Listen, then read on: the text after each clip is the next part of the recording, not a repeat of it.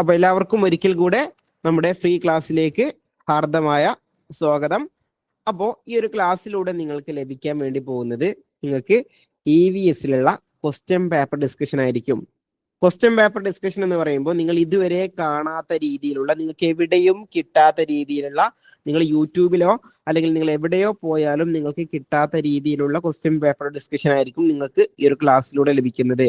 കാരണം ഒരു ചോദ്യവുമായി ബന്ധപ്പെട്ടുള്ള എന്തെല്ലാം വസ്തുതകളുണ്ടോ അതെല്ലാം നമ്മൾ ഇന്നത്തെ ഈ ഒരു ക്ലാസ്സിൽ ഡിസ്കസ് ചെയ്യും. അതുകൊണ്ട് നിങ്ങൾ ഓരോ ചോദ്യത്തിനോടൊപ്പം ഞാൻ ഒരുപാട് അഡീഷണൽ ഫാക്റ്റുകൾ പറയും. അഡീഷണൽ ഫാക്ട് എന്ന് പറയുമ്പോൾ നമുക്ക് ആവശ്യമില്ലാത്തതല്ല, ഇതുമായി ബന്ധപ്പെട്ട് ഓരോ ചോദ്യവുമായി ബന്ധപ്പെട്ട് മുൻ വർഷങ്ങളിൽ ചോദിച്ചിട്ടുള്ള ചോദ്യങ്ങളാണ് ഞാൻ എന്ത് ചെയ്യുന്നത് ഇവിടെ പറയുന്നത്. അതുകൊണ്ട് കൃത്യമായിട്ട് നിങ്ങൾ നോട്ട് ചെയ്യുക. തീർച്ചയായിട്ടും നിങ്ങളുടെ EVS പഠനത്തിൽ ഇന്നത്തെ ഈ ഒരു ക്ലാസ് എന്ന് പറയുന്നത് മുതൽക്കൂട്ടായിരിക്കും എന്നുള്ളതാണ്. അതുകൊണ്ട് കൃത്യമായിട്ട് നിങ്ങൾ ആ രീതിയിൽ തന്നെ നിങ്ങൾ നോട്ട് ചെയ്തെടുക്കുക. തീർച്ചയായിട്ടും നിങ്ങൾക്ക് ഈ ഒരു ക്ലാസ് നിങ്ങളുടെ ഒരു പഠനത്തിൽ വളരെയധികം യൂസ്ഫുൾ ആയിരിക്കും. ഓക്കെ, അപ്പൊ ഏതായാലും ഇനി നമുക്ക് ഒന്നാമത്തെ ചോദ്യത്തിലേക്ക് പോവാം. ഒന്നാമത്തെ ചോദ്യം ഇതാണ്: വൈറസ് രോഗങ്ങളുടെ ഗ്രൂപ്പ് തിരഞ്ഞെടുക്കുക.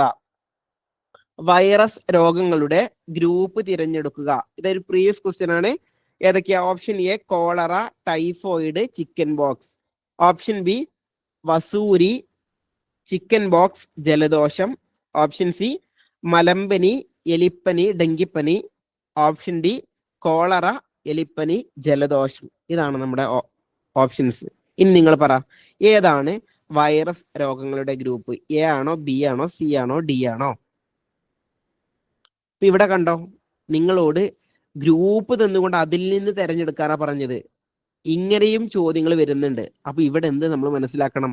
നമ്മൾ രോഗങ്ങളെ കുറിച്ച് പഠിക്കുമ്പോൾ കൃത്യമായിട്ട് മനസ്സിലാക്കുക. രോഗങ്ങളെ കുറിച്ച് പഠിക്കുമ്പോൾ നമ്മൾ കൃത്യമായിട്ട് ഓരോ രോഗങ്ങളെയും നമ്മൾ ഡീറ്റെയിൽഡ് ആയിട്ട് അറിയണം. ഓരോ രോഗങ്ങളെയും ഡീറ്റെയിൽഡ് ആയിട്ട് അറിയണം. ഏതൊക്കെയാണ് വൈറസ് രോഗങ്ങൾ, ഏതൊക്കെയാണ് ബാക്ടീരിയ രോഗങ്ങൾ, ഏതൊക്കെയാണ് ഫംഗസ് രോഗങ്ങൾ, ഏതൊക്കെയാണ് ബാക്ടീരിയൽ രോഗങ്ങൾ എന്നിവ നിങ്ങൾ കൃത്യമായിട്ട് മനസ്സിലാക്കണം. ഓക്കെ, അപ്പൊ നിങ്ങൾ എല്ലാവരും പറഞ്ഞ പോലെ ഒരുപാട് ആളുകൾ ഉത്തരവിട്ടിട്ടുണ്ട്. എല്ലാവർക്കും അഭിനന്ദനങ്ങൾ. ഓപ്ഷൻ ബി ആണ് കറക്റ്റ് ആയിട്ട് ആൻസർ വരുന്നത്. ഓപ്ഷൻ ബി വസൂരി, ചിക്കൻ ബോക്സ്, അതുപോലെ ജലദോഷം. ഓക്കെ, വസൂരി, ചിക്കൻ ബോക്സ്, ജലദോഷം എന്നിവയാണ് ഏതിൽ വരുന്നത്? നമ്മുടെ വൈറസ് രോഗങ്ങളിൽ വരുന്നത്. അപ്പൊ ഇനി നിങ്ങൾ എന്ത് ശ്രദ്ധിക്കണം എന്നറിയോ? അപ്പൊ നമുക്കൊരു ചോദ്യത്തിന് ഒരു ഉത്തരം കിട്ടി. ഇനി ഈ ഒരു ചോദ്യത്തിൽ നിന്നും രോഗങ്ങളുമായി ബന്ധപ്പെട്ട് എന്തൊക്കെ ചോദിക്കുമോ അതെല്ലാം നിങ്ങൾ ഇവിടെ പഠിച്ചു വെച്ചാൽ പിന്നെ നിങ്ങൾക്ക് ഒരു മാർക്ക് നിങ്ങൾക്ക് പരീക്ഷയ്ക്ക് ഉറപ്പിക്കാൻ വേണ്ടി പറ്റും. കാരണം രോഗങ്ങൾ എന്ന് പറയുന്നത് എല്ലാ വർഷവും ആവർത്തിച്ച് ചോദിക്കുന്ന ചോദ്യമാണ്. അതുകൊണ്ട് ഈ ഒരു ചോദ്യം ഉപയോഗിച്ചുകൊണ്ട് ഇനി രോഗം എന്ന് പറയുന്ന ടോപ്പിക്കിൽ നിന്ന് എന്ത് ചോദിച്ചാലും ആ ഒരു മാർക്ക് നിങ്ങൾ നഷ്ടപ്പെടുത്തില്ല. ഞാൻ ഇവിടെ പറയുന്ന ഈ ഒരൊറ്റ സ്ലൈഡിൽ പറയുന്ന കാര്യങ്ങൾ നിങ്ങൾ നോട്ട് ചെയ്തെടുത്ത് പഠിക്കുകയാണെങ്കിൽ. ഓക്കെ ആണോ? ക്ലിയർ ആണോ? പറഞ്ഞേ, ക്ലിയർ ആണോ? ഓക്കെ, അങ്ങനെയാണെങ്കിൽ ഇനി ഞാൻ എന്ത് പറയാം. നിങ്ങൾ കൃത്യമായിട്ട് നോട്ട് ചെയ്യുക. ആദ്യം നിങ്ങൾ നോട്ട് ചെയ്യേണ്ടത് വൈറസ് രോഗങ്ങളാണ്. നോട്ട് ചെയ്തോളൂ. വൈറസ് രോഗങ്ങൾ ഏതൊക്കെയാണെന്നുള്ളത് നോട്ട് ചെയ്യുക. വൈറസ് രോഗങ്ങളിൽ നിങ്ങൾ പഠിക്കേണ്ടത് ഏതൊക്കെയാ? ഒന്ന് നമ്മൾ പറഞ്ഞു, വസൂരി പറഞ്ഞു, ചിക്കൻ ബോക്സ് പറഞ്ഞു, ജലദോഷം പറഞ്ഞു. നമ്മുടെ ഓപ്ഷനിലുണ്ട് വസൂരി, ചിക്കൻ ബോക്സ്, അതുപോലെ തന്നെ ജലദോഷം എന്നിവ വൈറസ് രോഗങ്ങളാണ്. അത് മൂന്നും നിങ്ങൾ നോട്ട് ചെയ്തിട്ടുണ്ടാവും. ഏതൊക്കെയാ? വസൂരി, ചിക്കൻ ബോക്സ്, അതുപോലെ ജലദോഷം. ഇനി നിങ്ങൾ നോട്ട് ചെയ്യുക, ഡെങ്കിപ്പനി ഒരു വൈറൽ പനിയാണ്. ഡെങ്കിപ്പനി is A viral fever. Dengue is A viral fever ആണ്. ഡെങ്കിപ്പനി ഒരു വൈറൽ പനിയാണ്. അതുപോലെ തന്നെ മീസിൽസ് നിങ്ങൾ നോട്ട് ചെയ്യാം. മീസിൽസ് എന്ന് പറയുന്നത് വൈറൽ പനിയാണ്, വൈറസ് രോഗമാണ് മീസിൽസ്. അതുപോലെ തന്നെ ചിക്കൻ ഗുനിയ. ഓക്കെ, ചിക്കൻ ഗുനിയ ഏതാണ്? വൈറസ് രോഗമാണ്. ചിക്കൻ ഗുനിയ വൈറസ് രോഗമാണ്. അതുപോലെ നിങ്ങൾ നോട്ട് ചെയ്യുക, നമ്മുടെ ഹെപ്പറ്റൈറ്റിസ്, എയ്ഡ്സ് തുടങ്ങിയ രോഗങ്ങൾ വൈറസ് ആണ്. AIDS, okay, AIDS HIV virus ആണ് എയ്ഡ്സ് എന്ന് പറയുന്നത്. എയ്ഡ്സ്, അതുപോലെ ഹെപ്പറ്റൈറ്റിസ് എന്നിവ വൈറസ് രോഗമാണ്. എയ്ഡ്സ്, ഹെപ്പറ്റൈറ്റിസ് എന്നിവ വൈറസ് രോഗമാണ്. അതുപോലെ തന്നെ മുണ്ടിനീര് എന്ന് കേട്ടിട്ടുണ്ടാവും. മുണ്ടിനീര് എന്ന് പറഞ്ഞാൽ എന്താ? താടി വീങ്ങുന്നതാണ് അല്ലെ? മുണ്ടിനീര് ഒരു വൈറസ് രോഗമാണ്. ഓക്കെ, അപ്പൊ ഏതൊക്കെയാ പറഞ്ഞു? ഡെങ്കിപ്പനി പറഞ്ഞു, ചിക്കൻ ബോക്സ് നമ്മൾ പറഞ്ഞു, അതുപോലെ മീസിൽസ് പറഞ്ഞു, ചിക്കൻ ഗുനിയ പറഞ്ഞു, വസൂരി പറഞ്ഞു, അതുപോലെ ഹെപ്പറ്റൈറ്റ്സ്, എയ്ഡ്സ്, ഇതുപോലെ മുണ്ടിനീര്. ഇതെല്ലാം എന്തിൽ വരുന്നു? ഇതെല്ലാം വൈറസ് രോഗങ്ങളിൽ വരുന്ന കാര്യങ്ങളാണ്. ഓക്കെ, നോട്ട് ചെയ്തോ? നോട്ട് ചെയ്തെടുത്തോ?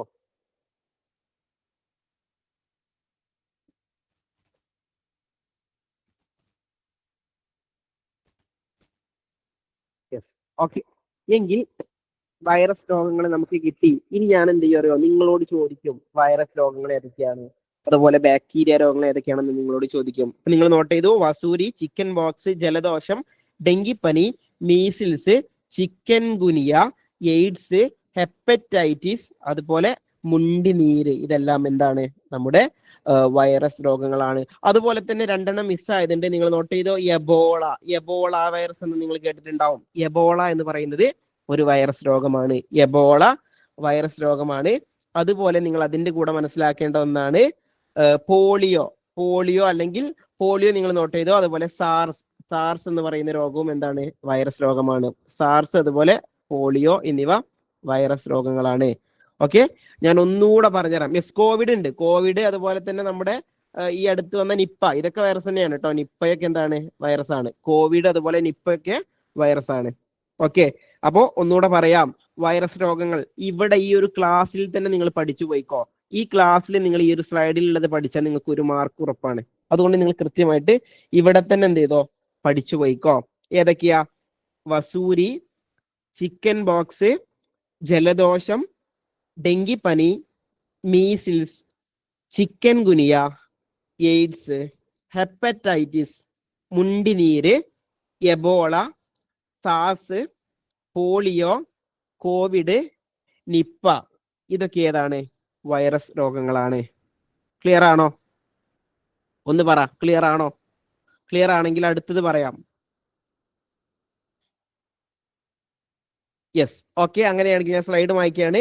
ഇനി ഞാൻ അടുത്തത് പറയാൻ വേണ്ടി പോകുന്നത് നമ്മുടെ ബാക്ടീരിയ രോഗങ്ങളാണ്. വൈറസ് പറഞ്ഞു, ഇനി പറയാനുള്ളത് ബാക്ടീരിയ രോഗങ്ങൾ. നിങ്ങൾ നോട്ട് ചെയ്തോ? ബാക്ടീരിയ രോഗങ്ങൾ ഏതൊക്കെയാണെന്നുള്ളതാണ് പറയുന്നത്. നിങ്ങൾക്ക് ഏതൊക്കെയാ ബാക്ടീരിയ രോഗങ്ങൾ അറിയാം? നിങ്ങളൊന്ന് കമന്റ് ചെയ്തേ. നിങ്ങൾക്ക് അറിയുന്ന ബാക്ടീരിയ രോഗങ്ങൾ നിങ്ങളൊന്ന് പറഞ്ഞേ. ബാക്ടീരിയ രോഗങ്ങൾ. ഓക്കെ, നിങ്ങൾക്ക് അറിയുന്നത് പറ. ഒന്ന് പറഞ്ഞു നോക്കൂ. ധൈര്യമായിട്ട് പറഞ്ഞോ, പേടിക്കേണ്ട ആവശ്യമൊന്നുമില്ല. Yes, diphtheria. ഡിഫ്തീരിയ ബാക്ടീരിയ ഉണ്ട്, ഡിഫ്തീരിയ. വേറെ ഏതും അറിയില്ലേ? വേറെ ഏതും അറിയില്ല? യെസ്, കോളറ, കുഷ്ഠം. പിന്നെയോ? കോളറ, കുഷ്ഠം. ഓക്കെ, എങ്കിൽ ഞാൻ പറയാം. യെസ്, ക്ഷയം. ഓക്കെ, ഇനി ഞാൻ പറയാം, നിങ്ങൾ കൃത്യമായിട്ട് നോട്ട് ചെയ്തോ. ബാക്ടീരിയ രോഗങ്ങളാണ് ഇനി പറയുന്നത്. ബാക്ടീരിയ രോഗങ്ങൾ. ഓക്കെ, നോട്ട് ചെയ്തോ? ഒന്ന് പ്രധാനപ്പെട്ട ഒന്നാണ് കോളറ എന്ന് പറയുന്നത്. കോളറ, അതുപോലെ ന്യൂമോണിയ. ന്യൂമോണിയ നിങ്ങൾ കേട്ടിട്ടുണ്ടാവും. ശ്വാസകോശത്തെ സംബന്ധിക്കുന്ന രോഗമാണ് ന്യൂമോണിയ. ഓക്കെ, അതുപോലെ കുഷ്ഠം, കുഷ്ഠരോഗം. ഓക്കെ, കുഷ്ഠരോഗം എന്താണ്? ബാക്ടീരിയൽ ഡിസീസ് ആണ്. അതുപോലെ ടെറ്റനസ്. ടെറ്റനസ് എന്ന് പറയുന്നത് ബാക്ടീരിയൽ ഡിസീസ് ആണ്. അതുപോലെ ടൈഫോയിഡ്. ടൈഫോയിഡ് എന്നിവ ബാക്ടീരിയൽ ഡിസീസ് ആണ്. ടൈഫോയിഡ്. ഓക്കെ, അതുപോലെ നിങ്ങൾ നോട്ട് ചെയ്തോ? ആന്ത്രാക്സ്. ആന്ത്രാക്സ് എന്ന് പറഞ്ഞാൽ കന്നുകാലികൾക്കുണ്ടാവുന്ന രോഗമാണ് ആന്ത്രാക്സ് എന്ന് പറയുന്നത്. ആന്ത്രാക്സ് എന്ന് പറയുന്നത് ഒരു ജന്തു രോഗമാണ്. അതെന്താണ്? ബാക്ടീരിയ ആണ്. അതുപോലെ ഡിഫ്തീരിയ. ഡിഫ്തീരിയ ബാക്ടീരിയൽ ഡിസീസ് ആണ്, ഡിഫ്തീരിയ. ഓക്കെ, അതുപോലെ സിഫിലസ്. സിഫിലസ് എന്ന് പറയുന്നത് ബാക്ടീരിയൽ ഡിസീസ് ആണ്, സിഫിലസ്. അതുപോലെ എലിപ്പനി. എലിപ്പനി. എലിപ്പനി എന്ന് പറയുന്നത് ലെക്ടോസ്പൈറ എന്ന് പറയുന്ന ബാക്ടീരിയ ഉണ്ടാക്കുന്ന ഡിസീസ് ആണ് എലിപ്പനി എന്ന് പറയുന്നത്. ഓക്കെ, എലിപ്പനി എന്ന് പറയുന്നത് എന്താണ്? ബാക്ടീരിയൽ ഡിസീസ് ആണ്. അതുപോലെ തന്നെ ക്ഷയം. ഓക്കെ, ക്ഷയം, ട്യൂബർകുലോസിസ്, TB എന്നൊക്കെ കേട്ടിട്ടുണ്ടാവും അല്ലെ? TB, ട്യൂബർകുലോസിസ്, അതാണ് ക്ഷയം. ക്ഷയം ഒരു ബാക്ടീരിയൽ ഡിസീസ് ആണ്. അതുപോലെ ഗൊണേറിയ. ഗൊണേറിയ എന്ന് പറയുന്നത് ബാക്ടീരിയൽ ഡിസീസ് ആണ്. ഓക്കെ, അതുപോലെ തന്നെ വില്ലൻ ചുമ. വില്ലൻ ചുമ. വില്ലൻ ചുമ എന്താണ്? ബാക്ടീരിയൽ ഡിസീസ് ആണ്. അതുപോലെ തന്നെ അവസാനമായിട്ട് നിങ്ങൾ പഠിക്കേണ്ട ഒന്നാണ് ബോട്ടുലിസം. ബോട്ടുലിസം എന്ന് പറയുന്ന രോഗവും എന്താണ്? ബാക്ടീരിയൽ ഡിസീസ് ആണ്. ഇത്രയും കാര്യങ്ങൾ നിങ്ങൾ പഠിച്ചു കഴിഞ്ഞാൽ പിന്നെ നിങ്ങൾക്ക് ബാക്ടീരിയൽ ഡിസീസിൽ നിന്നും ഒരു മാർക്ക് നഷ്ടമാവില്ല. ഓക്കെ, ഒന്ന് ഞാൻ പറയാം, നിങ്ങൾ ശ്രദ്ധിച്ചോ. ഏതൊക്കെയാണ് ബാക്ടീരിയൽ ഡിസീസ്? കോളറ, ന്യൂമോണിയ, കുഷ്ഠം, tetanus, typhoid, anthrax, diphtheria, syphilis, എലിപ്പനി, ക്ഷയം, ഗൊണേറിയ, വില്ലൻ ചുമ, ബോട്ടുലിസം. ഇത്രയും എണ്ണമാണ് നിങ്ങൾ ബാക്ടീരിയൽ ഡിസീസിൽ പഠിക്കേണ്ടത്. ക്ലിയർ ആണോ? ക്ലിയർ ആണോ? ഒന്ന് പറ, നോട്ട് ചെയ്തോ? യെസ്. ഓക്കെ. എനിക്ക് നിങ്ങളോട് പറയാനുള്ള കാര്യം, നിങ്ങൾ ഇവിടുന്ന് പഠിച്ചു പോയിക്കോ. ഇനി നിങ്ങൾ എടുത്തു വെക്കണ്ട. ഇനി നമുക്ക് എത്ര ദിവസങ്ങളുണ്ട്? ഒരു 10-55 ദിവസങ്ങളാണ് നമ്മുടെ മുൻപിലുള്ളത്. ഓക്കെ. ഇത് നിങ്ങൾ എന്ത് ചെയ്യണ്ട, ഇനി നിങ്ങൾ ഇത് പെൻഡിങ്ങിൽ വെക്കണ്ട. ഇവിടെ ഈ ഒരു ക്ലാസ്സിൽ തന്നെ നിങ്ങൾ പഠിച്ചു പോയിക്കോ. ഞാൻ പറഞ്ഞ കാര്യങ്ങളെല്ലാം ഞാൻ സ്ലൈഡിൽ എഴുതിയിട്ടിട്ടുണ്ട്. നിങ്ങൾക്ക് എന്ത് ചെയ്യാം? സ്ക്രീൻഷോട്ട് എടുക്കാം. ഓക്കെ. നോട്ട് ചെയ്യാൻ പറ്റാത്തവർക്ക് സ്ക്രീൻഷോട്ട് എടുക്കാം. സ്ലൈഡിൽ എല്ലാ പോയിന്റും ഉണ്ട്. ഓക്കെ. ഇനി അടുത്തത് പറയാൻ വേണ്ടി പോകുന്നത്, നിങ്ങൾ നോട്ട് ചെയ്യുക, ഫംഗസ് രോഗങ്ങളാണ്. Fungi disease. ഓക്കെ. ഫംഗസ് രോഗങ്ങൾ നോട്ട് ചെയ്യേ. ഏതൊക്കെയാണ് ഫംഗസ് രോഗങ്ങൾ? നമുക്ക് നോക്കാം. ഫംഗസ് രോഗങ്ങൾ എന്ന് പറഞ്ഞാൽ ഫംഗസ് പരത്തുന്ന രോഗങ്ങൾക്കാണ് ഫംഗസ് രോഗങ്ങൾ എന്ന് പറയുന്നത്. ആ ഫംഗസ് രോഗങ്ങളിൽ ഏതൊക്കെ നമുക്ക് പഠിക്കാനുണ്ട്? വളരെ കുറഞ്ഞ രോഗങ്ങളുള്ളൂ ഫംഗസ് രോഗങ്ങൾ. നിങ്ങൾ നോട്ട് ചെയ്യേ. നിങ്ങൾക്കറിയോ ഏതൊക്കെയാ ഫംഗസ് രോഗങ്ങൾ? അറിയുന്നവർ പറ. ഫംഗസ് രോഗങ്ങൾ.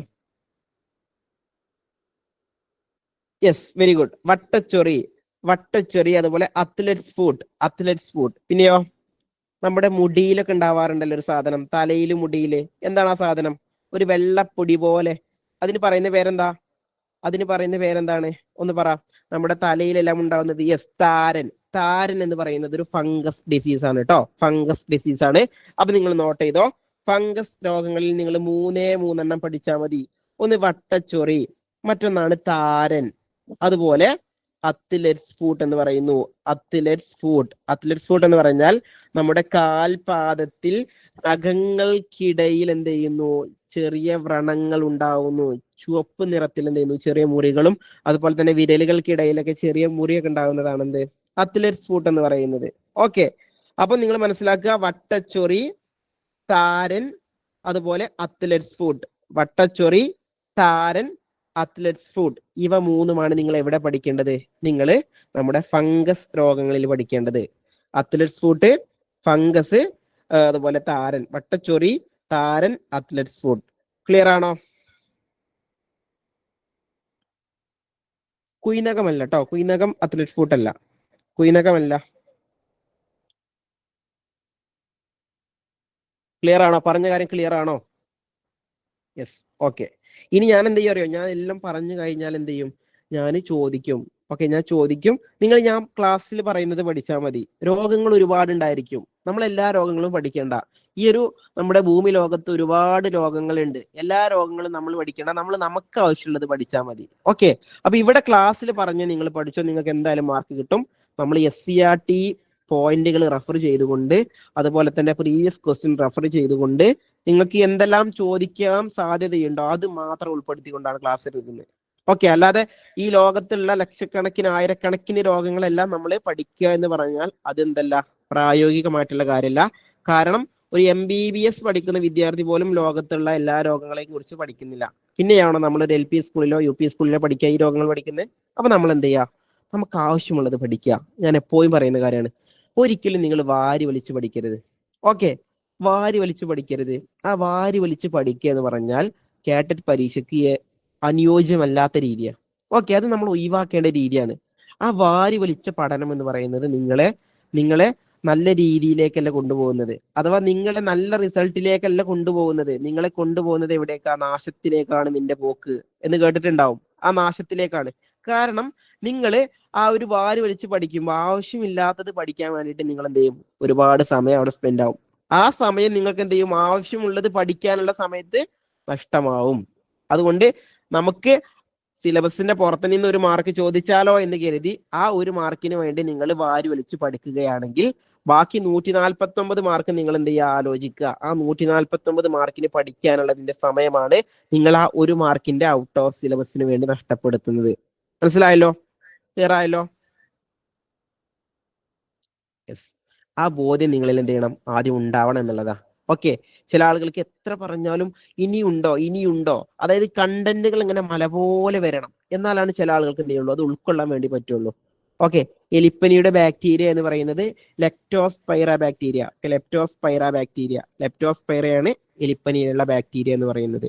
ഓക്കെ, അപ്പൊ ആ കാര്യം നിങ്ങൾ മനസ്സിലാക്കുക. ഇനി ഞാൻ പറയാൻ വേണ്ടി പോകുന്നത് അടുത്ത ടൈപ്പ് ഓഫ് ഡിസീസ് ആണ്, അതാണ് പ്രോട്ടോസോവ രോഗം.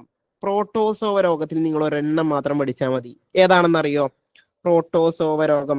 ഏതാണ് ആ പ്രോട്ടോസോവ രോഗം? യെസ്, പ്രോട്ടോസോവ രോഗത്തിൽ നമ്മൾ പഠിക്കാനുള്ള ഒരേ ഒരെണ്ണം എന്ന് പറയുന്നത് ഏതാണ്? മലേറിയ അഥവാ മലമ്പനി. മലമ്പനിയാണ് പ്രോട്ടോസോവ രോഗത്തിൽ നിങ്ങൾ പഠിക്കാനുള്ളത്. ഓക്കെ, ഇത് നിങ്ങൾ പഠിക്കുക. അപ്പോ പ്രോട്ടോസോവ എന്ന് പറയുമ്പോൾ ഒരൊറ്റ എണ്ണേ ഉള്ളൂ, മലേറിയ അല്ലെങ്കിൽ മലമ്പനി. ഈ ഒരു സംഭവം മാത്രം നിങ്ങൾ പഠിച്ചാൽ മതി. മലേറിയ അല്ലെങ്കിൽ മലമ്പനിയാണ് ഏത്? നമ്മുടെ പ്രോട്ടോസോവ രോഗം എന്ന് പറയുന്നത്. ഓക്കെ ആണോ? ഒന്ന് പറഞ്ഞ. ഇപ്പൊ നമ്മൾ 4 ടൈപ്പ് രോഗം പറഞ്ഞു. വൈറസ് പറഞ്ഞു, ബാക്ടീരിയ രോഗങ്ങൾ പറഞ്ഞു, ഫംഗസ് പറഞ്ഞു, പ്രോട്ടോസോവ പറഞ്ഞു. ഞാൻ പറയുന്ന കാര്യങ്ങൾ ക്ലിയർ ആവുന്നുണ്ടോ?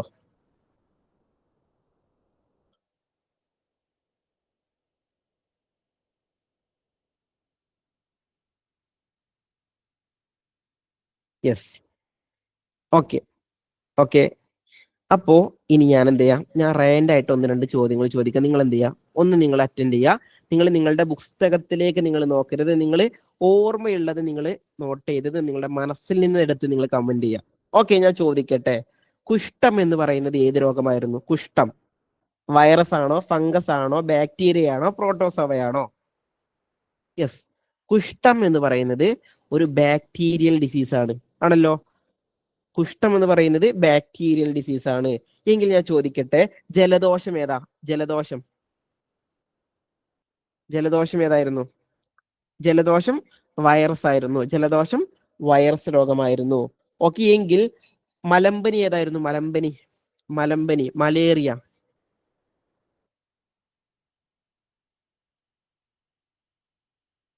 യെസ്, മലമ്പനി അഥവാ മലേറിയ എന്ന് പറയുന്നത് ഒരു പ്രോട്ടോസോവ രോഗമായിരുന്നു. എങ്കിൽ നമ്മുടെ താരൻ, തലയിലുണ്ടാവുന്ന താരൻ ഏതായിരുന്നു? തലയിലുണ്ടാവുന്ന താരൻ തലയിലുണ്ടാവുന്ന താരൻ എന്ന് പറയുന്നത് yes, it's A fungus disease. അതൊരു ഫംഗസ് രോഗമാണ്. ഓക്കെ ആണല്ലോ, ക്ലിയർ ആണ്, അതൊരു ഫംഗസ് രോഗമാണ്. ഓക്കെ, ഇപ്പൊ ഞാൻ ഇവിടെ ഏതൊക്കെ പറഞ്ഞു? വൈറസ് രോഗങ്ങൾ പറഞ്ഞു, ഫംഗസ് രോഗങ്ങൾ പറഞ്ഞു, ബാക്ടീരിയ പറഞ്ഞു, ഫംഗസ് പറഞ്ഞു, അതുപോലെ പ്രോട്ടോസോവ പറഞ്ഞു. ഈ 4 കാര്യങ്ങൾ നിങ്ങൾ പഠിച്ചോ, നിങ്ങൾക്ക് 1 മാർക്ക് ഷുവറാ. 1 മാർക്ക് എന്ത് ചെയ്യാണ്? ഷുവറാണ്. ഇപ്പൊ നിങ്ങൾ ഈ ഒരു ചോദ്യം എവിടെന്നാ പോയത് എന്ന് കണ്ടോ? നിങ്ങൾ കണ്ടോ? ഒരൊറ്റ ചോദ്യം മതി നിങ്ങളുടെ ജീവിതം മാറ്റിമറിക്കാൻ എന്ന് പറഞ്ഞ പോലെ ഒരൊറ്റ ചോദ്യത്തിൽ നിന്നുമാണ് ഞാൻ എന്ത് ചെയ്തത്, ഈ ഒരു ഇത്രയും കാര്യങ്ങൾ ഞാൻ എന്ത് ചെയ്തത്, പറഞ്ഞത്. അഥവാ ഒരൊറ്റ ചോദ്യത്തിൽ നിന്നും ഞാൻ എന്ത് ചെയ്തു, അതുമായി ബന്ധപ്പെട്ടുള്ള എല്ലാ വസ്തുതകളും പറഞ്ഞു. ഇനി നിങ്ങൾ ചെയ്യേണ്ടത് എന്താ? നിങ്ങൾ ഒരു പ്രീവിയസ് ക്വസ്റ്റ്യൻ പേപ്പറുകൾ എടുക്കുമ്പോൾ ഇതുപോലെ നിങ്ങൾ പഠിക്കുക. ഇതുപോലെ നിങ്ങൾ പഠിക്കുകയാണെങ്കിൽ നിങ്ങൾ വിജയത്തിലെത്തും. കാരണം ഇതുപോലെ നിങ്ങളൊരു ക്വസ്റ്റ്യൻ പേപ്പർ എടുത്ത് അതുമായി ബന്ധപ്പെട്ടുള്ള എല്ലാ വസ്തുതകളും SCERT നിങ്ങൾ എന്ത് ചെയ്യണം? റെഫർ ചെയ്യുക. അതുപോലെ പ്രീവിയസ് ക്വസ്റ്റ്യൻ പേപ്പറുകൾ നിങ്ങൾ റെഫർ ചെയ്യുക. ഇങ്ങനെ ഇതുപോലെ നിങ്ങൾ എന്ത് ചെയ്യുന്നു, ഒരു പ്രീവിയസ് ക്വസ്റ്റ്യൻ പേപ്പറുകളെ നിങ്ങൾ അപ്രോച്ച് ചെയ്യുകയാണെങ്കിൽ നിങ്ങൾ ഒരുപാട് പ്രീവിയസ് ക്വസ്റ്റ്യൻ പേപ്പർ ഒന്നും നിങ്ങൾ എന്ത് ചെയ്യണ്ട, നിങ്ങൾ പഠിക്കേണ്ട ആവശ്യമില്ല. ഞാൻ ഈ പറയുന്ന രീതിയിൽ നിങ്ങൾ ഒരു 3 പ്രീവിയസ് ക്വസ്റ്റ്യൻ പേപ്പറുകൾ നിങ്ങൾ ഡിസ്കസ് ചെയ്യുകയാണെങ്കിൽ നിങ്ങൾക്ക് എന്ത് ചെയ്യാൻ പറ്റും അറിയോ? നിങ്ങൾക്ക് കേട്ടിട്ട് വിജയിക്കാൻ വേണ്ടി പറ്റും. മനസ്സിലായോ? 3 പ്രീവിയസ് ക്വസ്റ്റ്യൻ പേപ്പർ മതി. 3 ക്വസ്റ്റ്യൻ പേപ്പർ ഉണ്ടെങ്കിൽ തന്നെ നിങ്ങൾക്ക് കേട്ടിട്ട് വിജയിക്കാൻ വേണ്ടി പറ്റും. പക്ഷെ ആ 3 ക്വസ്റ്റ്യൻ പേപ്പർ നിങ്ങൾ എങ്ങനെ അപ്രോച്ച് ചെയ്യണം? ഞാൻ ഈ പറയുന്ന രീതിയിലാണ് നിങ്ങൾ എന്ത് ചെയ്യേണ്ടത്, നിങ്ങൾ അപ്രോച്ച് ചെയ്യേണ്ടത് എന്നുള്ളതാണ്. ഓക്കെ, ക്ലിയർ ആണല്ലോ? ഇനി നമുക്ക് എന്ത് ചെയ്യാം, അടുത്ത ചോദ്യത്തിലേക്ക് പോവാം. അടുത്ത ചോദ്യം, അന്തരീക്ഷ വായുവിലെ ഘടകങ്ങളുടെ ഗ്രാഫിൽ ഷെയ്ഡ് ചെയ്ത ഭാഗം എന്തിനെ സൂചിപ്പിക്കുന്നു? അന്തരീക്ഷ വായുവിലെ ഘടകങ്ങളുടെ ഗ്രാഫിൽ ഷെയ്ഡ് ചെയ്ത ഭാഗം എന്തിനെ സൂചിപ്പിക്കുന്നു?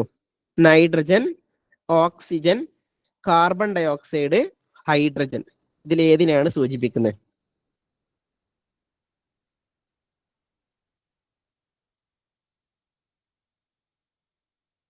Yes, okay, very good very good. എന്തിനെയാണ്?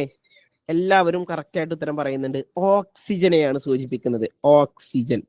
ഇതിന്റെ ഉത്തരം കിട്ടണമെങ്കിൽ നിങ്ങൾ ഒരുപാട് കാര്യമൊന്നും ചെയ്യേണ്ടായിരുന്നില്ല. നമ്മുടെ ഗ്രൂപ്പിലൂടെ നമ്മൾ ഡെയിലി നിങ്ങൾക്ക് നോട്ട് ഷെയർ ചെയ്യാറുണ്ട്. ഞാൻ ഒരു കാര്യം ചോദിക്കട്ടെ, നമ്മൾ ഗ്രൂപ്പിലൂടെ ഷെയർ ചെയ്യുന്ന നോട്ട് എല്ലാ ദിവസവും ഫോളോ ചെയ്യുന്നവരുണ്ടോ? ഉണ്ടെങ്കിലൊന്ന് യെസ് പറഞ്ഞേ. നമ്മൾ ഗ്രൂപ്പിലൂടെ ഷെയർ ചെയ്യുന്ന നോട്ട്സ് നിങ്ങൾ എല്ലാ ദിവസവും വായിക്കുന്നവരോ നോട്ട് ചെയ്യുന്നവരോ അത് പഠിക്കുന്നവരോ ഉണ്ടോ? യെസ്, ഉണ്ട്. ആ ഒരു നോട്ട്സ് നിങ്ങൾ ഫോളോ ചെയ്തിട്ടുണ്ടെങ്കിൽ തന്നെ നിങ്ങൾക്ക് ഇതിന്റെ ഉത്തരം കിട്ടും. ഓക്കെ, അതിന്റെ ഉത്തരം നിങ്ങൾക്ക് കിട്ടും. കാരണം അതിൽ ഞാൻ ഈ ഒരു കാര്യം പറഞ്ഞിട്ടുണ്ടായിരുന്നു. നിങ്ങൾക്ക് ഒരു ദിവസം വന്ന നോട്ടിലുണ്ടായിരുന്നു, അഥവാ അന്തരീക്ഷ വായുവിലെ ഘടകങ്ങൾ കണ്ടായിരുന്നോ? അന്തരീക്ഷ വായുവിലുള്ള ഘടകങ്ങൾ എന്നുള്ളത് നിങ്ങൾ കണ്ടായിരുന്നോ? അന്തരീക്ഷ വായുവിലുള്ള ഘടകങ്ങൾ, യെസ്, അതിൽ ഞാൻ പറഞ്ഞിട്ടുണ്ടായിരുന്നു അന്തരീക്ഷ വായുവിലെ ഘടകങ്ങൾ. അപ്പൊ അത് കാണാത്തവർ നിങ്ങൾ ഇപ്പൊ നോട്ട് ചെയ്തോ? അത് നിങ്ങൾ നോട്ട് ചെയ്താൽ നിങ്ങൾക്ക് ഇതുപോലെ ഒരു മാർക്ക് നിങ്ങൾക്ക് കിട്ടും. ഓക്കെ, അന്തരീക്ഷ വായുവിലെ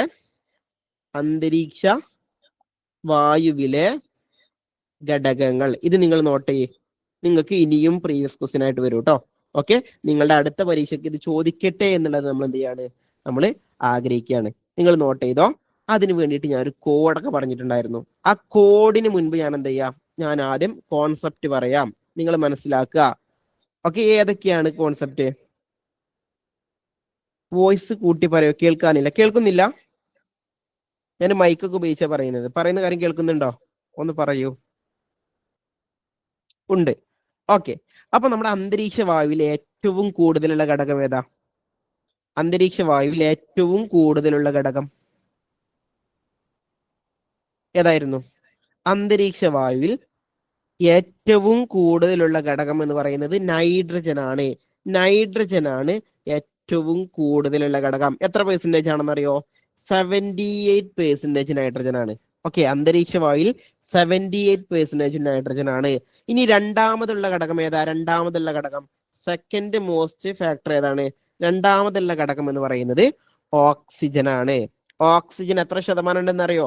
ഓക്സിജൻ എന്ന് പറയുന്നത് നമ്മുടെ അന്തരീക്ഷ വായുവിൽ 20.9% ആണുള്ളത്. 20.9%, അപ്രോക്സിമേറ്റ്ലി 21% എന്ന് പറയുന്നു. 21% നമുക്ക് എടുക്കാം. 20.9%. ഇനി മൂന്നാമതുള്ള ഘടകം ഏതാണെന്നറിയോ? മൂന്നാമതുള്ള ഘടകം എന്ന് പറയുന്നത് ആർഗൺ ആണ്. മൂന്നാമതുള്ള ഘടകം ആർഗൺ ആണ്. ആർഗൺ എന്ന് പറയുന്നത് എത്ര ശതമാനം?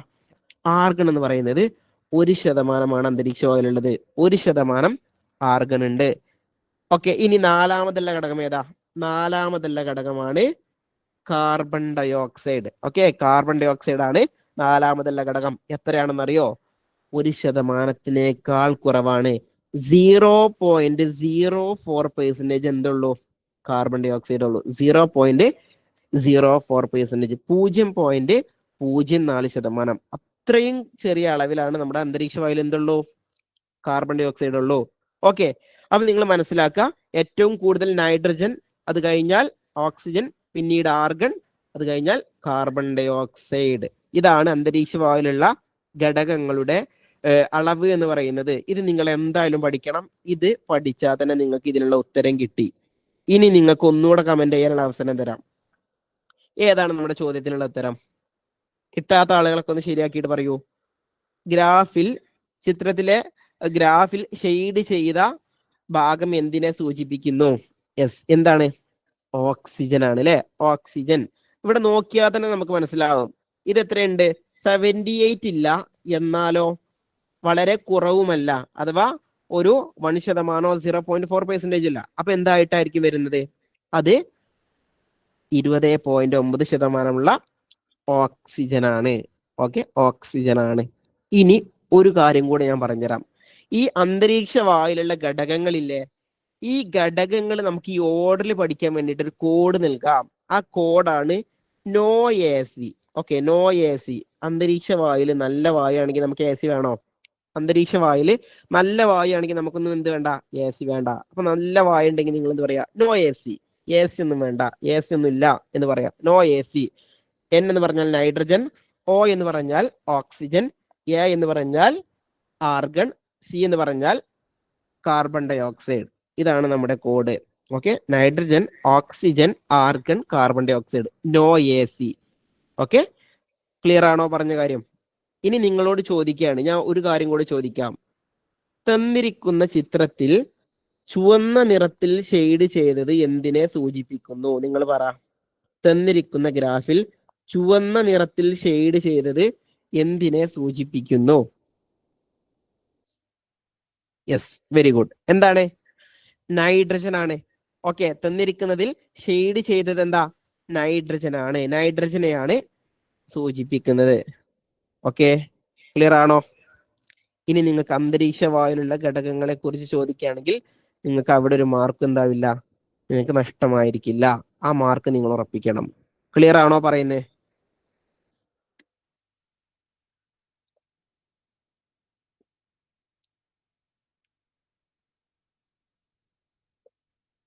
യെസ്, ക്ലിയർ ആണ്. ഓക്കെ, അപ്പോ അടുത്തതായിട്ട് ഒരു ചെറിയൊരു കാര്യം പറയാനുള്ളത്, നമ്മൾ ഈ ഒരു DLED വിദ്യാർത്ഥികൾക്ക് വേണ്ടി അല്ലെങ്കിൽ കേഡറ്റ് പരീക്ഷയ്ക്ക് വേണ്ടി തയ്യാറെടുക്കുന്ന DLED B.Ed വിദ്യാർത്ഥികൾക്ക് വേണ്ടി വീക്ക്ലി ഫ്രീ ക്ലാസ്സുകൾ കണ്ടക്ട് ചെയ്യാറുണ്ട്. നമ്മൾ എല്ലാ ദിവസവും ഫ്രീ ക്ലാസ്സുകൾ കൊടുക്കാറില്ല. അതിന് കാരണം എന്ന് പറയുന്നത്, നമുക്ക് എല്ലാ ദിവസവും ലൈവ് ആയിക്കൊണ്ട് നമ്മുടെ ഈ ഒരു DLED കേരള ലേണിംഗ് ആപ്പിന്റെ പെയ്ഡ് ബാച്ചുകൾ നടക്കുന്നുണ്ട്. കേട്ടറ്റിന്റെ പെയ്ഡ് ബാച്ചുകൾ നമുക്ക് എല്ലാ ദിവസവും നടക്കാറുണ്ട്. അതുകൊണ്ടാണ് നിങ്ങൾക്ക് ഈ ഒരു ഫ്രീ ക്ലാസ്സുകൾ നിങ്ങൾക്ക് എല്ലാ ദിവസവും നമ്മൾ കോണ്ടാക്ട് ചെയ്യാത്തത്. അപ്പൊ നമ്മുടെ ഈ ഒരു പെയ്ഡ് ബാച്ചിൽ എല്ലാ ദിവസവും ലൈവ് ആയിക്കൊണ്ടാണ് ക്ലാസ്സുകൾ കൊടുക്കുന്നത്. അതുപോലെ തന്നെ ലൈവ് ക്ലാസ്സുകളെല്ലാം റെക്കോർഡായിട്ട് നമ്മൾ കൊടുക്കാറുണ്ട്. അപ്പൊ എന്തെങ്കിലും കാരണത്താൽ നമ്മുടെ ഈ ഒരു കാര്യത്താൽ, അതായത് എന്തെങ്കിലും കാരണത്താൽ ലൈവ് അറ്റൻഡ് ചെയ്യാൻ പറ്റിയിട്ടില്ലെങ്കിലും റെക്കോർഡായിട്ട് ക്ലാസ്സുകൾ കിട്ടാനുള്ള അവസരം നമ്മുടെ ഈ ഒരു പെയ്ഡ് ബാച്ചിൽ ഉണ്ടായിരിക്കും. നിങ്ങൾക്ക് ഈ ഒരു ഫ്രീ ക്ലാസ് നിങ്ങൾക്ക് എന്ത് ചെയ്യും, റെക്കോർഡായിട്ട് ലഭിക്കും. നമ്മുടെ എല്ലാ പെയ്ഡ് ബാച്ചും എല്ലാ ദിവസവും ലൈവ് ക്ലാസ്സുകളും ആ ലൈവ് ക്ലാസ്സുകളെല്ലാം റെക്കോർഡായിട്ടും ലഭിക്കുന്നതായിരിക്കും. അതുപോലെ നമ്മുടെ ഈ ഒരു പെയ്ഡ് ബാച്ചിൽ നിങ്ങൾക്ക് ലഭിക്കുന്നത് എല്ലാ ദിവസവും എല്ലാ ക്ലാസ്സിന്റെയും നോട്ട്സ് PDF ആയിട്ട് ലഭിക്കും. നമ്മൾ ഇതുപോലെ എല്ലാ ദിവസവും പ്രസന്റേഷൻ ഉപയോഗിച്ചുകൊണ്ടാണ് ക്ലാസ്സുകൾ ഉണ്ടായിരിക്കുക. അപ്പൊ ആ ഒരു ക്ലാസ്സിന്റെ നോട്ട്സ് നിങ്ങൾക്ക് PDF ആയിട്ടും ലഭിക്കുന്നതായിരിക്കും. ഓരോ ദിവസവും PDF ആയിട്ട് ലഭിക്കും. അതുപോലെ തന്നെ ഈ ഒരു ബാച്ചിൽ നിങ്ങൾക്ക് ഡെയിലി എക്സാംസ് ഉണ്ടായിരിക്കും. വീക്ക്ലി എക്സാംസ് അല്ല, നിങ്ങൾക്ക് ഡെയിലി എക്സാംസ് എന്ത് ചെയ്യണം, നിങ്ങൾക്ക് പരീക്ഷ വരെ ഉണ്ടായിരിക്കും. എന്നായിരുന്നു പരീക്ഷ? ഓർക്കുന്നുണ്ടോ? എന്നായിരുന്നു കേഡറ്റ് പരീക്ഷ? നിങ്ങൾ ഓർക്കുന്നുണ്ടോ? എന്നായിരുന്നു? ജനുവരി 18 അല്ലെ? ജനുവരി 18, 19 തീയതികളിലായിട്ടാണ് കേഡറ്റ് പരീക്ഷ നടക്കുന്നത്. ഈ ജനുവരി 18 തീയതി വരെ നിങ്ങൾക്ക് എല്ലാ ദിവസവും മോഡൽ പരീക്ഷകൾ ഉണ്ടായിരിക്കും. അതുകൊണ്ട് നിങ്ങൾക്ക് പഠിച്ച കാര്യങ്ങളെല്ലാം വിലയിരുത്താനും നിങ്ങളുടെ പഠന പുരോഗതി സ്വയം മനസ്സിലാക്കാനും ഡെയിലി മോഡൽ പരീക്ഷകൾ നിങ്ങൾക്ക് എന്തുണ്ടാവും, നമ്മുടെ ഈ ഒരു ബാച്ചിൽ ഉണ്ടായിരിക്കും. അതുപോലെ തന്നെ നിങ്ങളുടെ സംശയങ്ങളെല്ലാം തീർക്കാനുള്ള മെന്റർ സപ്പോർട്ടും ഡിസ്കഷൻ ഗ്രൂപ്പുകളും നിങ്ങൾക്ക് ഈ ഒരു ബാച്ചിൽ ഉണ്ടായിരിക്കും. അതുപോലെ തന്നെ നിങ്ങളോട് എനിക്ക് പറയാനുള്ളത്, നിങ്ങൾക്ക് എവിടെയും കിട്ടാത്ത, നിങ്ങൾ എവിടെ അഡ്മിഷൻ എടുത്താലും, നിങ്ങൾക്ക് ഏത് അക്കാദമിയിൽ അഡ്മിഷൻ എടുത്താലും, ഏത് ഓൺലൈൻ ആയിട്ടോ ഓഫ്ലൈൻ ആയിട്ടോ ഏത് എത്ര വലിയ അക്കാദമി ആയാലും നിങ്ങൾ അഡ്മിഷൻ എടുത്താലും കിട്ടാത്ത ഒരു കാര്യമാണ് ക്രാഷ് ക്യാമ്പ് എന്ന് പറയുന്നത്. ക്രാഷ് ക്യാമ്പ് എന്ന് പറഞ്ഞാൽ പരസ്യത്തിൽ എല്ലാവരും ക്രാഷ് ക്യാമ്പ് എന്ന് പറയാറുണ്ട്. ഏതൊരു അക്കാദമി ആയാലും പബ്ലിസിറ്റി കൊടുക്കുമ്പോൾ എന്ത് ചെയ്യും, അതിൽ ക്രാഷ് ക്യാമ്പ് എന്ന് പറഞ്ഞു കൊടുക്കും. പക്ഷെ നിങ്ങൾക്ക് നമ്മുടെ ഈ ഒരു ബാച്ചിൽ ക്രാഷ് ക്യാമ്പ് എന്ന് പറഞ്ഞാൽ എന്താണ് കിട്ടുന്നത്? നിങ്ങൾ മനസ്സിലാക്കേണ്ടത്, ഇപ്പൊ നിങ്ങൾക്ക് ഇവിടെ നമ്മൾ ക്വസ്റ്റ്യൻ പേപ്പറുകളുടെ ഡിസ്കഷന് കണ്ടല്ലോ. അഥവാ ഇവിടെ നമ്മൾ എന്ത് ചെയ്യുന്നു, ഒരു ചോദ്യം എടുക്കുന്നു, ഓരോ ചോദ്യവും നമ്മൾ വളരെ ഡീറ്റെയിൽഡ് ആയിട്ട് ഡിസ്കസ് ചെയ്യുന്നു. ഒരു ചോദ്യം, ആ ഒരു ചോദ്യവുമായി ബന്ധപ്പെട്ട എല്ലാ വസ്തുതകളും നമ്മൾ ഡിസ്കസ് ചെയ്യുന്നു. അതുകൊണ്ട് ആ രീതിയിൽ പഠിച്ചാലുള്ള ഗുണം എന്താ, പിന്നെ നമുക്ക് ആ ഒരു ടോപ്പിക്കിൽ നിന്നുള്ള ഒരു മാർക്കും നമുക്ക് നഷ്ടമാവില്ല.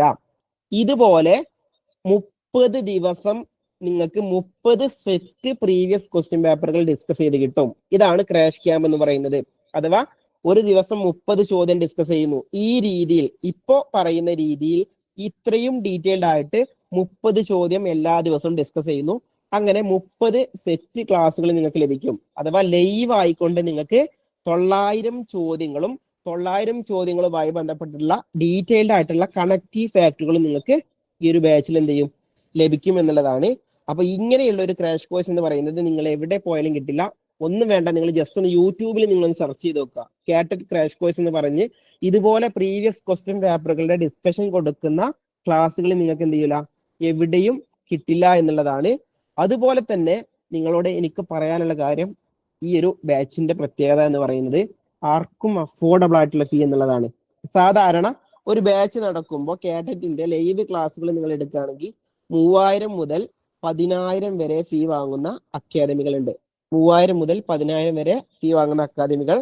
അതുപോലെ തന്നെ ആ 3000 എന്ന് പറയുമ്പോൾ അതിൽ മിക്കതും എന്തായിരിക്കും?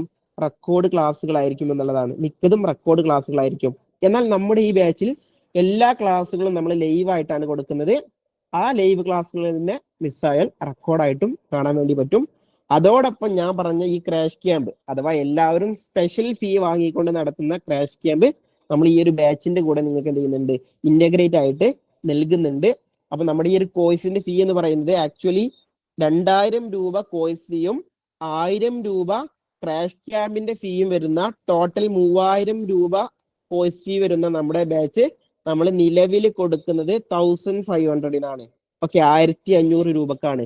ഈ 1500 രൂപ എന്ന് പറയുമ്പോൾ 1500 രൂപയിൽ നിങ്ങൾക്ക് സിലബസ് ഓറിയന്റഡ് ആയിട്ട് കാറ്ററ്റിൽ ഏതൊക്കെ വിഷയങ്ങളുണ്ടോ ആ വിഷയങ്ങളെല്ലാം സിലബസ് ഓറിയന്റഡ് ആയിട്ട് നിങ്ങൾക്ക് ലൈവ് ആയിട്ട് തന്നെ എല്ലാ സിലബസും നിങ്ങൾക്ക് പൂർത്തീകരിച്ച് നൽകും. ആ സിലബസ് പൂർത്തീകരിച്ചതിന് ശേഷമായിരിക്കും നിങ്ങൾക്ക് ഈ ഒരു ക്രാഷ് ക്യാമ്പ് ലഭിക്കുന്നത്. അതുകൊണ്ടുള്ള ഏറ്റവും വലിയ അഡ്വാൻറ്റേജ് എന്ന് പറഞ്ഞാൽ, ഈ ക്ലാസ്സിൽ പറയുന്ന നമ്മൾ ഈ പറയുന്ന കാര്യങ്ങളെല്ലാം നിങ്ങൾ ആൾറെഡി എന്ത് ചെയ്തിട്ടുണ്ട്? സിലബസ് ആയിട്ട് പഠിച്ചു.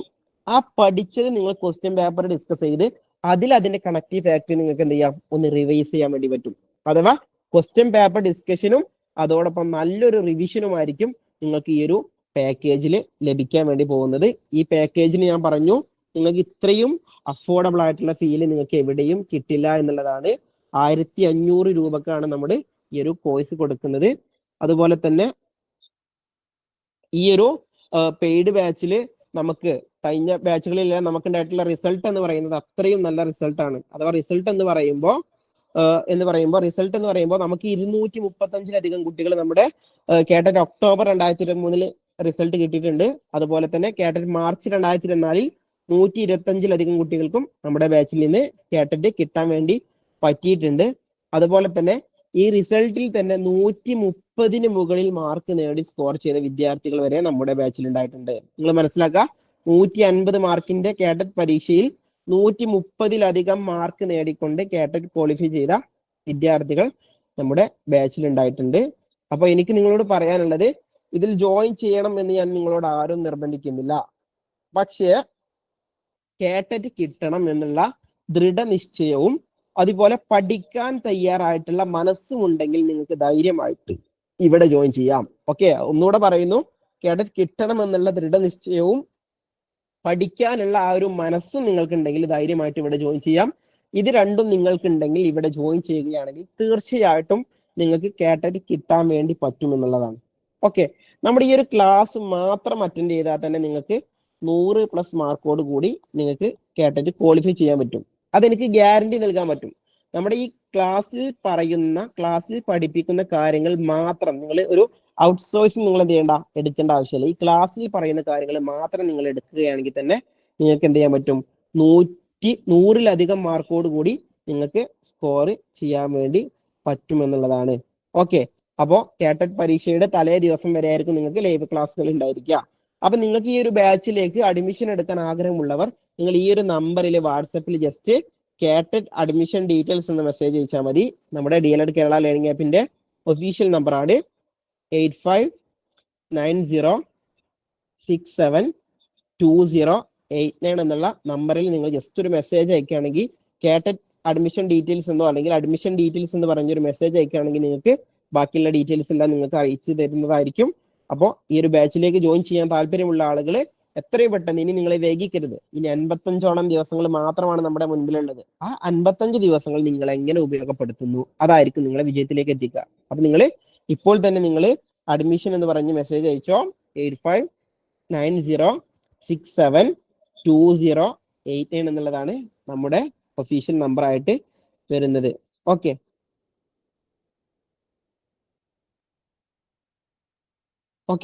അപ്പൊ നമുക്ക് എന്ത് ചെയ്യാം? അടുത്ത ക്വസ്റ്റ്യൻ ഡിസ്കസ് ചെയ്യാം. ഓക്കെ ആണോ?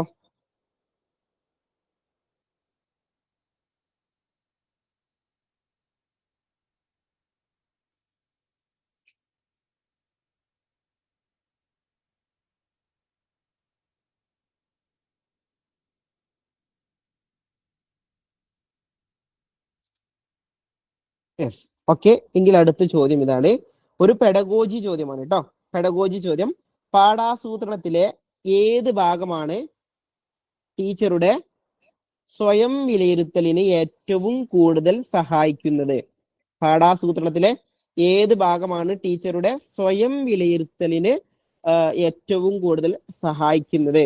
പ്രാഥമിക വിവരങ്ങൾ, പ്രതിഫലനാത്മക കുറിപ്പ്, വിലയിരുത്തൽ പേജ്, പ്രക്രിയ പേജ്. ഇതിലേതാണ് ടീച്ചറുടെ സ്വയം വിലയിരുത്തലിന് ഏറ്റവും കൂടുതൽ സഹായിക്കുന്നത് എന്നുള്ളതാണ് ചോദ്യം. Yes.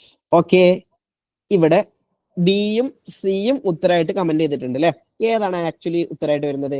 Option B, reflection not അഥവാ പ്രതിഫലനാത്മക കുറിപ്പാണ് ഉത്തരമായിട്ട് വരുന്നത്. ഓക്കെ, എന്തുകൊണ്ടാണെന്നുള്ളത് ഞാൻ പറയാം. പ്രതിഫലനാത്മക കുറിപ്പ് കാരണമായിട്ട് വരുന്നത് എന്താണെന്ന് ഞാൻ പറയാം. ഓക്കെ, നിങ്ങൾ മനസ്സിലാക്കാം. പ്രാഥമിക വിവരങ്ങൾ എന്ന് പറഞ്ഞാൽ ഒരു ടീച്ചിങ് മാനുവലിൽ എന്തുണ്ടാവാറുണ്ട്? ഒരു പ്രൈമറി ഡീറ്റെയിൽസ് ഉണ്ടാവാറുണ്ട്. പ്രൈമറി ഡീറ്റെയിൽസ് അതാണ് പ്രാഥമിക വിവരങ്ങൾ. അതിലുണ്ടാവുക എന്താ? അധ്യാപകന്റെ പേര്, ക്ലാസ് ഏതാണ്, ഏതാണ് പാഠം, എത്ര ഹവർ ആണ് വേണ്ടത്, എത്ര മിനിറ്റ് ആണ് വേണ്ടത്, അതുപോലെ തന്നെ ഇങ്ങനെയുള്ള ഡീറ്റെയിൽസ് ആണ് പ്രാഥമിക വിവരങ്ങളിൽ വരുന്നത്. അത് വിലയിരുത്താൻ വേണ്ടി പറ്റുമോ? നിങ്ങൾ പറ, അത് വിലയിരുത്താൻ വേണ്ടി പറ്റുമോ? ഇല്ല. അതിൽ എന്ത് കിട്ടുന്നില്ല? ഒരു വിലയിരുത്തൽ കിട്ടുന്നില്ല. അതുപോലെ പ്രക്രിയ പേജ് എന്ന് പറഞ്ഞാൽ അതിൽ വരുന്നത് എന്താ? പ്രോസസ് പേജിൽ വരുന്നത് അധ്യാപകന് ക്ലാസ് റൂമിൽ എന്തെല്ലാം ചെയ്യണം എന്നുള്ള കാര്യങ്ങളാണ്. അഥവാ ക്ലാസ് റൂമിലേക്ക് പ്രവേശിക്കുന്നു, ഈ ഒരു കവിത പഠിപ്പിക്കുന്നു, കുട്ടികളെ കൊണ്ട് ഗ്രൂപ്പായി ചെല്ലിപ്പിക്കുന്നു, കുട്ടികളെ സ്വയം എഴുതുന്നു, അതുപോലെ തന്നെ കുട്ടികൾ കുറിപ്പുകൾ വായിക്കുന്നു. ഇങ്ങനെയുള്ള കാര്യങ്ങളാണ് പ്രക്രിയ പേജിൽ. അഥവാ കുട്ടികൾ ചെയ്യാൻ വേണ്ടിയിട്ടുള്ള കാര്യങ്ങള്, അഥവാ എന്ത് പഠിപ്പിക്കണം, എന്ത് ബോധനം ചെയ്യണം എന്നുള്ള ഡീറ്റെയിൽസ് ആണ് പ്രക്രിയ പേജ്. ഇതിൽ നിന്നും നമുക്ക് എന്ത് കിട്ടില്ല? വിലയിരുത്താനുള്ള ഒന്നും കിട്ടില്ല. ഇനി നിങ്ങൾക്ക് കൺഫ്യൂസ്ഡ് ആയിട്ടൊന്നുള്ളത് പ്രതിഫലനാത്മക കുറിപ്പും വിലയിരുത്തൽ പേജുമാണ്. ഓക്കെ, ഞാൻ കൃത്യമായിട്ട് പറഞ്ഞുതരാം. വിലയിരുത്തൽ പേജ് എന്ന് പറഞ്ഞാൽ എന്താ അറിയോ? നമ്മൾ പ്രക്രിയ പേജ് ചെയ്യുമ്പോൾ ആ പ്രക്രിയ പേജിന്റെ തന്നെ വലത് ഭാഗത്തായിട്ടാണ് നമ്മൾ എന്ത് കൊടുക്കാറുള്ളത്? വിലയിരുത്തൽ കൊടുക്കാറുള്ളത്. ഉദാഹരണമായിട്ട് ഇതൊരു TM ആയിട്ട് നിങ്ങൾ കൺസിഡർ ചെയ്യുക. ഞാൻ ജസ്റ്റ് ഒരു TM-ന്റെ മാതൃക നിങ്ങൾക്ക് കാണിച്ചു തരാം. ഇതൊരു ടീച്ചിങ് മാനുവലായിട്ട് നിങ്ങൾ കൺസിഡർ ചെയ്യുക. ഇതിലെന്ത് ചെയ്യും? ഈ ഭാഗത്ത് പ്രക്രിയ പേജ് ആയിരിക്കും. പ്രക്രിയ പേജ് ഇവിടെ എന്തായിരിക്കും? വിലയിരുത്തലായിരിക്കും. വിലയിരുത്തൽ അഥവാ പ്രക്രിയ പേജിൽ അധ്യാപകൻ എന്ത് ക്ലാസ് റൂമിൽ ചെയ്യണം എന്നുള്ളതായിരിക്കും. വിലയിരുത്തൽ പേജിൽ ആ ഒരു പ്രക്രിയ ചെയ്യുമ്പോൾ കുട്ടികളുടെ പ്രതികരണം എന്തായിരുന്നു എന്നുള്ളതാണ്. കുട്ടികളുടെ പ്രതികരണം. അപ്പോൾ വിലയിരുത്തൽ പേജിലൂടെ നമുക്ക് എന്ത് വിലയിരുത്താം? കുട്ടികളെയാണ് വിലയിരുത്താൻ വേണ്ടി പറ്റുന്നത്. ഓക്കെ, കുട്ടികളെ വിലയിരുത്താൻ വേണ്ടിയിട്ടാണ് എന്ത് വിലയിരുത്തൽ പേജ് എന്ന് പറയുന്നത്. അപ്പൊ നിങ്ങൾ നോട്ട് ചെയ്തോ, കുട്ടികളുടെ വിലയിരുത്തലിന് വേണ്ടിയാണ് വിലയിരുത്തൽ പേജ്. കുട്ടികളുടെ വിലയിരുത്തൽ അഥവാ ഒരു ബോധന പ്രക്രിയക്ക് ശേഷം കുട്ടികളെ വിലയിരുത്താൻ വേണ്ടിയിട്ടാണ് വിലയിരുത്തൽ പേജ്. എന്നാൽ പ്രതിഫലനാത്മക കുറിപ്പ്, റിഫ്ലക്ഷൻ നോട്ട് എന്ന് പറഞ്ഞാൽ ഒരു പഠന ബോധന പ്രക്രിയ പൂർത്തിയായ ശേഷം, ടീച്ചിങ് കംപ്ലീറ്റ് ആയ ശേഷം എന്ത് ചെയ്യും? അധ്യാപകർ എന്ത് ചെയ്യും? അധ്യാപകര് ആ ഒരു ക്ലാസ്സിൽ ഉണ്ടായിട്ടുള്ള അനുഭവങ്ങൾ, തന്റെ അനുഭവങ്ങൾ എന്ത് ചെയ്യും? നോട്ട് ചെയ്യും. അതാണ് റിഫ്ലക്ഷൻ നോട്ട്. അഥവാ ഈ ക്ലാസ് റൂമിൽ എനിക്ക് ഇങ്ങനെ ഒരു അനുഭവം ഉണ്ടായി, ഞാൻ ആ കാര്യം ശ്രദ്ധിച്ചിരുന്നെങ്കിൽ എനിക്ക് ഒന്നുകൂടെ ബെറ്റർ ആക്കാമായിരുന്നു. ഇന്നത്തെ ക്ലാസ് കുട്ടികൾ അച്ചടക്കം വളരെ കുറവായിരുന്നു. ഞാൻ അടുത്ത ദിവസം നല്ല പഠനബോധന ഉപകരണങ്ങൾ ഉപയോഗിക്കുകയാണെങ്കിൽ, ടീച്ചിങ് ലേണിംഗ് മെറ്റീരിയൽസ് ഉപയോഗിക്കുകയാണെങ്കിൽ കുട്ടികളെ കുറച്ചുകൂടെ അറ്റൻഷൻ പിടിച്ചു പറ്റാൻ വേണ്ടിയിട്ട് പറ്റും എന്നിങ്ങനെയൊക്കെ അധ്യാപകൻ എന്ത് ചെയ്യാണ്? പറയുകയാണെങ്കിൽ, അല്ലെങ്കിൽ ഇന്നിങ്ങനെ അധ്യാപകൻ രേഖപ്പെടുത്തുകയാണെങ്കിൽ എന്താ? അധ്യാപകൻ സ്വയം വിലയിരുത്തുകയാണ് അല്ലെ. അധ്യാപകൻ എന്ത് ചെയ്യുന്നു? സ്വയം വിലയിരുത്തലുകളാണ് നടത്തുന്നത്. അപ്പൊ അതിന് വേണ്ടിയിട്ടാണെങ്കിൽ പ്രതിഫലനാത്മക കുറിപ്പ് അഥവാ റിഫ്ലക്ഷൻ നോട്ട്. വിലയിരുത്തൽ പേജ് എന്ന് പറഞ്ഞാൽ കുട്ടികളെ വിലയിരുത്താൻ വേണ്ടിയിട്ടാണ്. ഇതാണ് വ്യത്യാസം. ക്ലിയർ ആണോ? പറഞ്ഞ കാര്യം ക്ലിയർ ആണോ? Yes.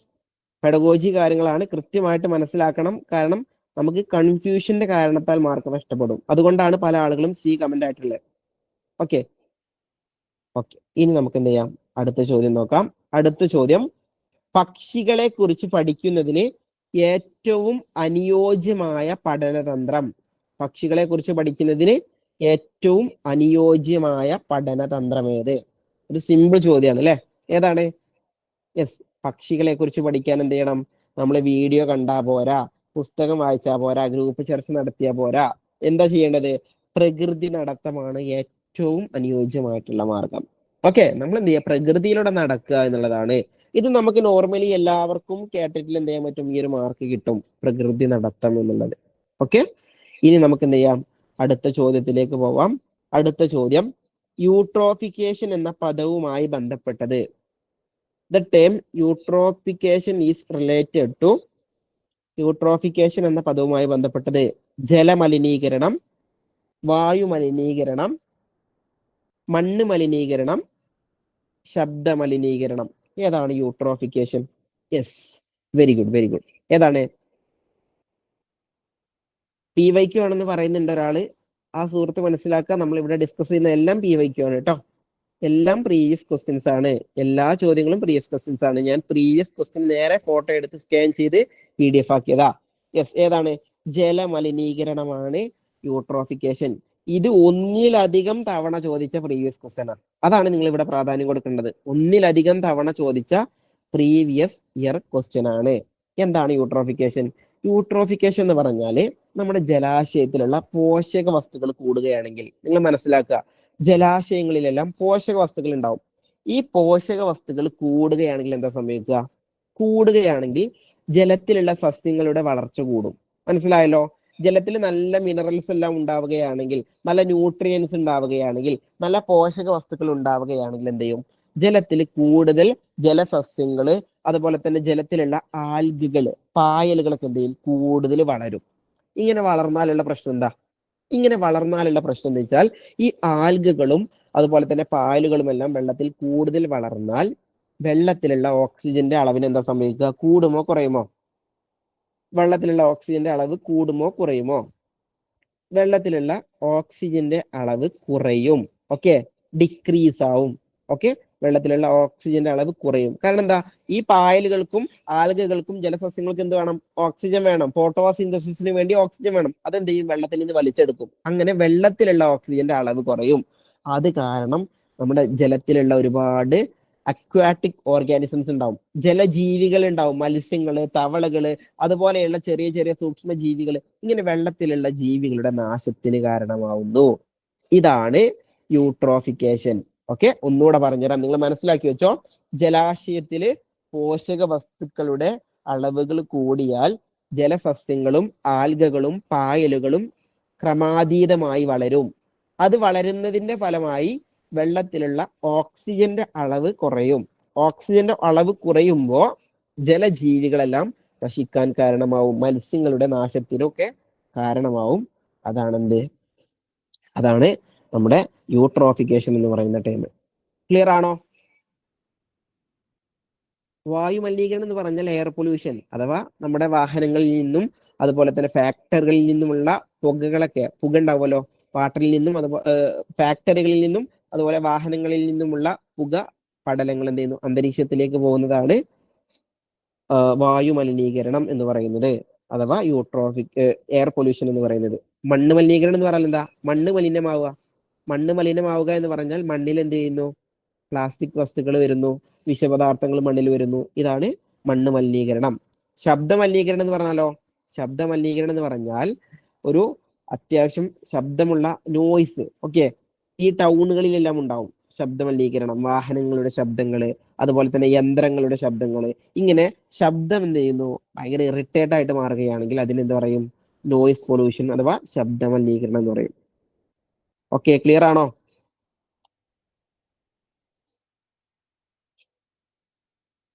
Yes. Okay,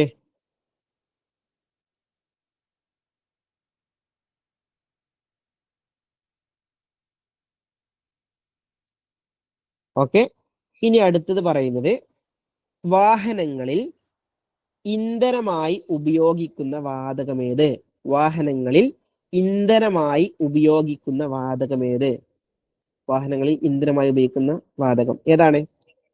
yes, very good very good. ഏതാണ്? ഓപ്ഷൻ സി ആണ്. ഓപ്ഷൻ സി, ഹൈഡ്രജൻ ആണ് വാഹനങ്ങളിൽ ഇന്ധനമായി ഉപയോഗിക്കുന്ന വാതകം. ഹൈഡ്രജൻ. ഹൈഡ്രജൻ. നൈട്രജൻ നമ്മൾ പറഞ്ഞിട്ടുണ്ടായിരുന്നു, അന്തരീക്ഷ വായുവിൽ ഏറ്റവും കൂടുതലുള്ള വാതകമാണ് നൈട്രജൻ. 78% ആണെന്ന് നമ്മൾ പറഞ്ഞു. ഓക്കെ, ഹൈഡ്രജൻ ആണെങ്കിൽ വാഹനങ്ങളിൽ ഇന്ധനമായി ഉപയോഗിക്കുന്ന വാതകമാണ് ഹൈഡ്രജൻ എന്ന് പറയുന്നത്. ഹൈഡ്രജൻ. ഹൈഡ്രജനെ കുറിച്ച് നിങ്ങൾ 2 പോയിന്റ് കൂടെ നിങ്ങൾ പഠിച്ചോ. ഒന്ന്, ഭാവിയുടെ ഇന്ധനം എന്നറിയപ്പെടുന്നു. ഭാവിയുടെ ഇന്ധനം എന്നറിയപ്പെടുന്നത് ഏതാ? ഹൈഡ്രജൻ ആണ്. നോട്ട് ചെയ്യൂ, ഭാവിയുടെ ഇന്ധനം, ഭാവിയുടെ ഇന്ധനം അല്ലെങ്കിൽ ഭാവിയിലെ ഇന്ധനം, ഭാവിയുടെ ഇന്ധനം, ഫ്യൂവൽ ഓഫ് ഫ്യൂച്ചർ എന്നറിയപ്പെടുന്നു. ഏതാണ്? ഹൈഡ്രജൻ ആണ് ഭാവിയുടെ ഇന്ധനം. അതുപോലെ തന്നെ നിങ്ങൾ മനസ്സിലാക്കേണ്ട ഒരു പോയിന്റ് ഉണ്ട്. ഹൈഡ്രജനുള്ള പ്രത്യേകത എന്താ അറിയോ? ഹൈഡ്രജൻ എന്ന് പറയുന്നത് ഹൈ കലോറിഫിക് വാല്യൂ ആണ്. ഹൈ കലോറിഫിക് വാല്യൂ അഥവാ ഉയർന്ന കലോറിക മൂല്യമുള്ള വാതകം. ഉയർന്ന കലോറിക മൂല്യം, അതാണ് ഹൈ കലോറിഫിക് വാല്യൂ എന്ന് പറയുന്നത്. ഉയർന്ന കലോറിക മൂല്യമുള്ളത് ഏതാ? അതും എന്താണ്? അതും ഹൈഡ്രജൻ ആണ്. ഇനി വാഹനങ്ങളുടെ ടയറിൽ ഉപയോഗിക്കുന്നില്ലേ എന്ന് ചോദിച്ചു. അത് ഏതാണെന്നറിയോ? വാഹനങ്ങളുടെ ടയറിൽ ഉപയോഗിക്കുന്നത് ഏതാണെന്നറിയോ? അറിയോ? നിങ്ങൾക്ക് അറിയുന്നെങ്കിൽ പറയാം. വാഹനങ്ങളുടെ ടയറിൽ ഉപയോഗിക്കുന്ന വാതകം ഏതാണ്? നൈട്രജൻ ആണ് കേട്ടോ. വാഹനങ്ങളുടെ ടയറുകളിൽ ഉപയോഗിക്കുന്നത് നൈട്രജൻ. വാഹനങ്ങളുടെ ടയറുകളിൽ ഉപയോഗിക്കുന്നത് നൈട്രജൻ ആണ്. വാഹനങ്ങളുടെ ടയറുകളിൽ ഉപയോഗിക്കുന്നു. ഓക്കെ, അപ്പോ ഭാവിയുടെ ഇന്ധനം എന്നറിയപ്പെടുന്നത് ഹൈഡ്രജൻ ആണ്. അതുപോലെ ഉയർന്ന കലോറിക മൂല്യമുള്ള ഇന്ധനം എന്നറിയപ്പെടുന്നതും ഏത് തന്നെയാ? ഹൈഡ്രജൻ ആണ്. അഥവാ ഉയർന്ന കലോറിക മൂല്യം എന്ന് പറഞ്ഞാൽ, അതായത് ഒരു ഇന്ധനം കത്തിത്തീരുമ്പോൾ ഏറ്റവും കൂടുതൽ താപോർജം പുറത്തുവിടുന്നതിനെയാണ് കലോറിക മൂല്യം എന്ന് പറയുന്നത്. ഇങ്ങനെ ഒരു പെട്രോള്, ഡീസൽ, ഇതൊക്കെ എന്താണ്? ഇന്ധനങ്ങളാ. ഇങ്ങനെ ഈ ഇന്ധനങ്ങളുടെ കാറ്റഗറി എടുക്കുമ്പോൾ LPG, PNG, CNG ഇതൊക്കെ ഇന്ധനങ്ങളാ. ഇതിൽ ഈ ഹൈഡ്രജൻ ആണെങ്കിൽ കത്തുമ്പോൾ കൂടുതൽ ഊർജം പുറത്തുവിടും, കൂടുതൽ എനർജി പുറത്തുവിടും. അതുകൊണ്ടാണ് ഹൈ കലോറിഫിക് വാല്യൂ, ഉയർന്ന കലോറിക മൂല്യം എന്ന് പറയുന്നത്. അങ്ങനെ ഉയർന്ന കലോറിക മൂല്യമുള്ളതും ഭാവിയുടെ ഇന്ധനം എന്നറിയപ്പെടുന്നതും വാഹനങ്ങളിൽ ഇന്ധനമായി ഉപയോഗിക്കുന്നതും ഹൈഡ്രജൻ ആണ്. ഓക്കെ, ഓക്കെ ആണോ?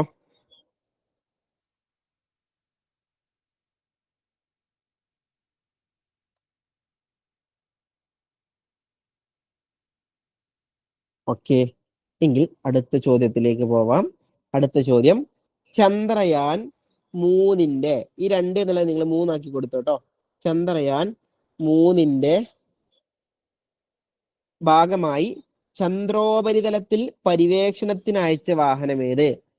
ചന്ദ്രയാൻ 3 ഭാഗമായി ചന്ദ്രോപരിതലത്തിൽ പര്യവേക്ഷണത്തിനായി അയച്ച വാഹനം ഏതാണ്? ഓർബിറ്റർ ആണോ? GSLV MK3 ആണോ? പ്രഗ്യാൻ റോവർ ആണോ? വിക്രം ലാൻഡർ ആണോ?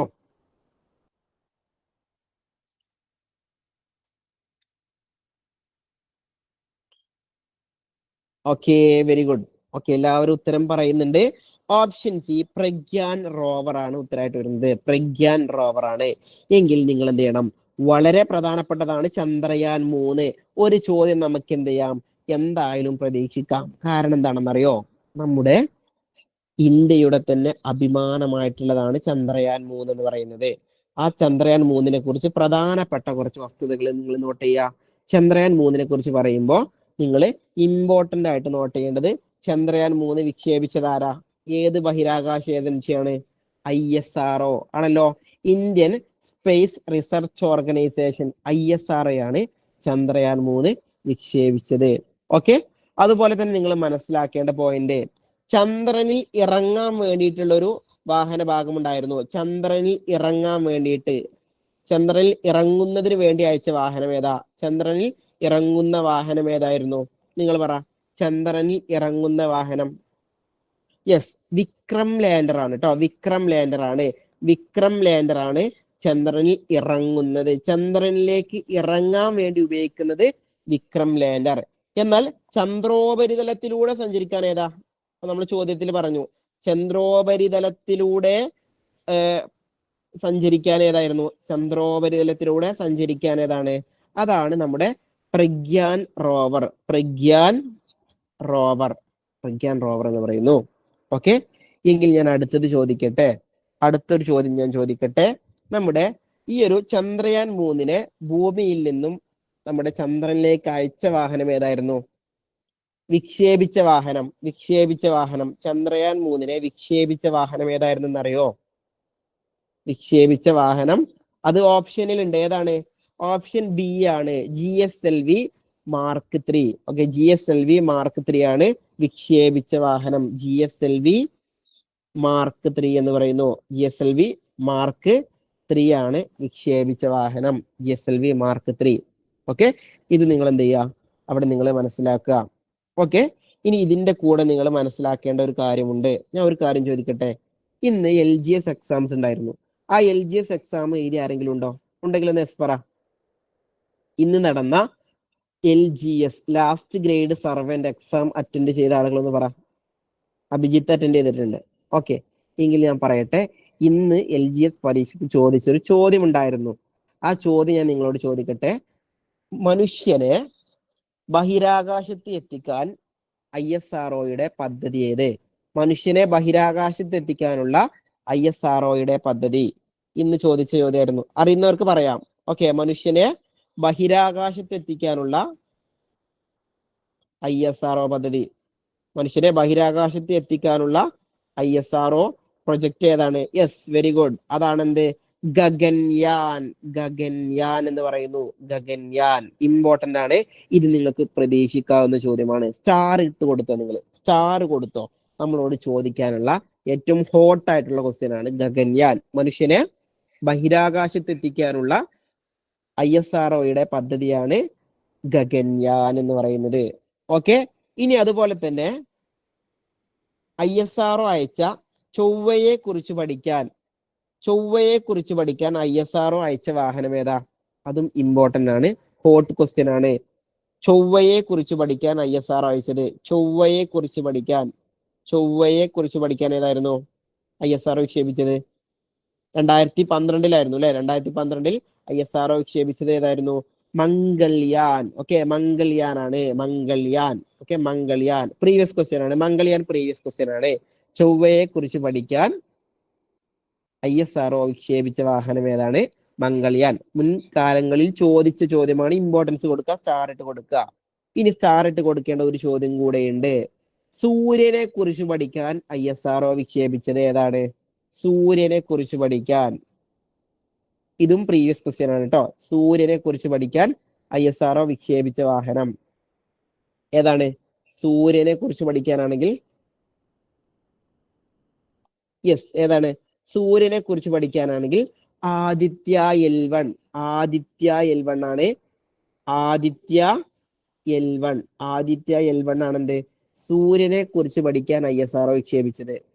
ഓക്കെ, ഞാൻ ഒന്നുകൂടെ പറയാം. ഈ സ്ലൈഡിലുള്ള എല്ലാം ഹോട്ട് ടോപ്പിക്കുകളാണ്. ചന്ദ്രയാൻ 3 ISRO വിക്ഷേപിച്ചു.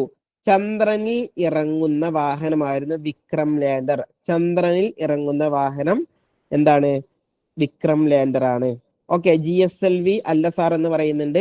ഈ GSLV Mark 3 ഇല്ലേ, അതിനെ തന്നെയാണ് പറയുന്നത് LVM Mark 4. Okay, LVM Mark 4 launch vehicle Mark 4. Okay, LVM3 Mark 4 launch vehicle Mark 4 രണ്ടും എന്താണ്? ഉത്തരമായിട്ട് വരുന്നത് തന്നെയാണ്. നിങ്ങൾ അതും കൂടെ നോട്ട് ചെയ്തോ.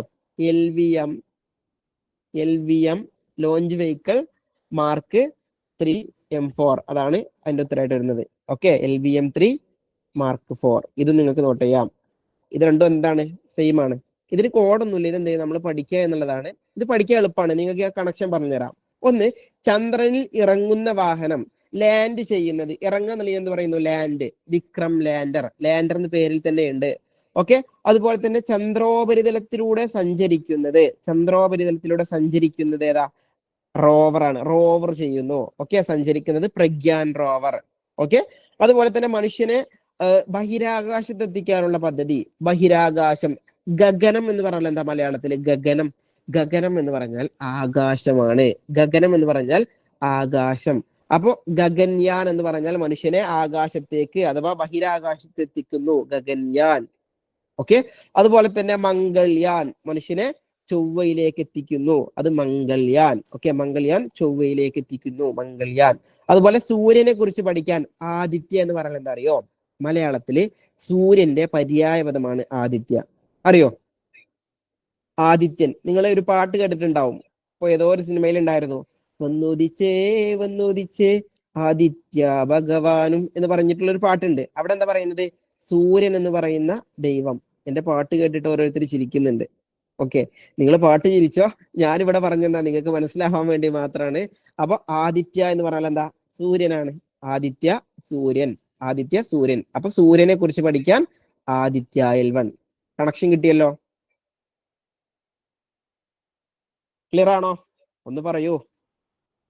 ഈ സ്ലൈഡ് എന്ന് പറയുന്നത് ഹോട്ട് ടോപ്പിക് ആണ്, ചോദിക്കാൻ സാധ്യത കൂടുതലുള്ളതാണ്.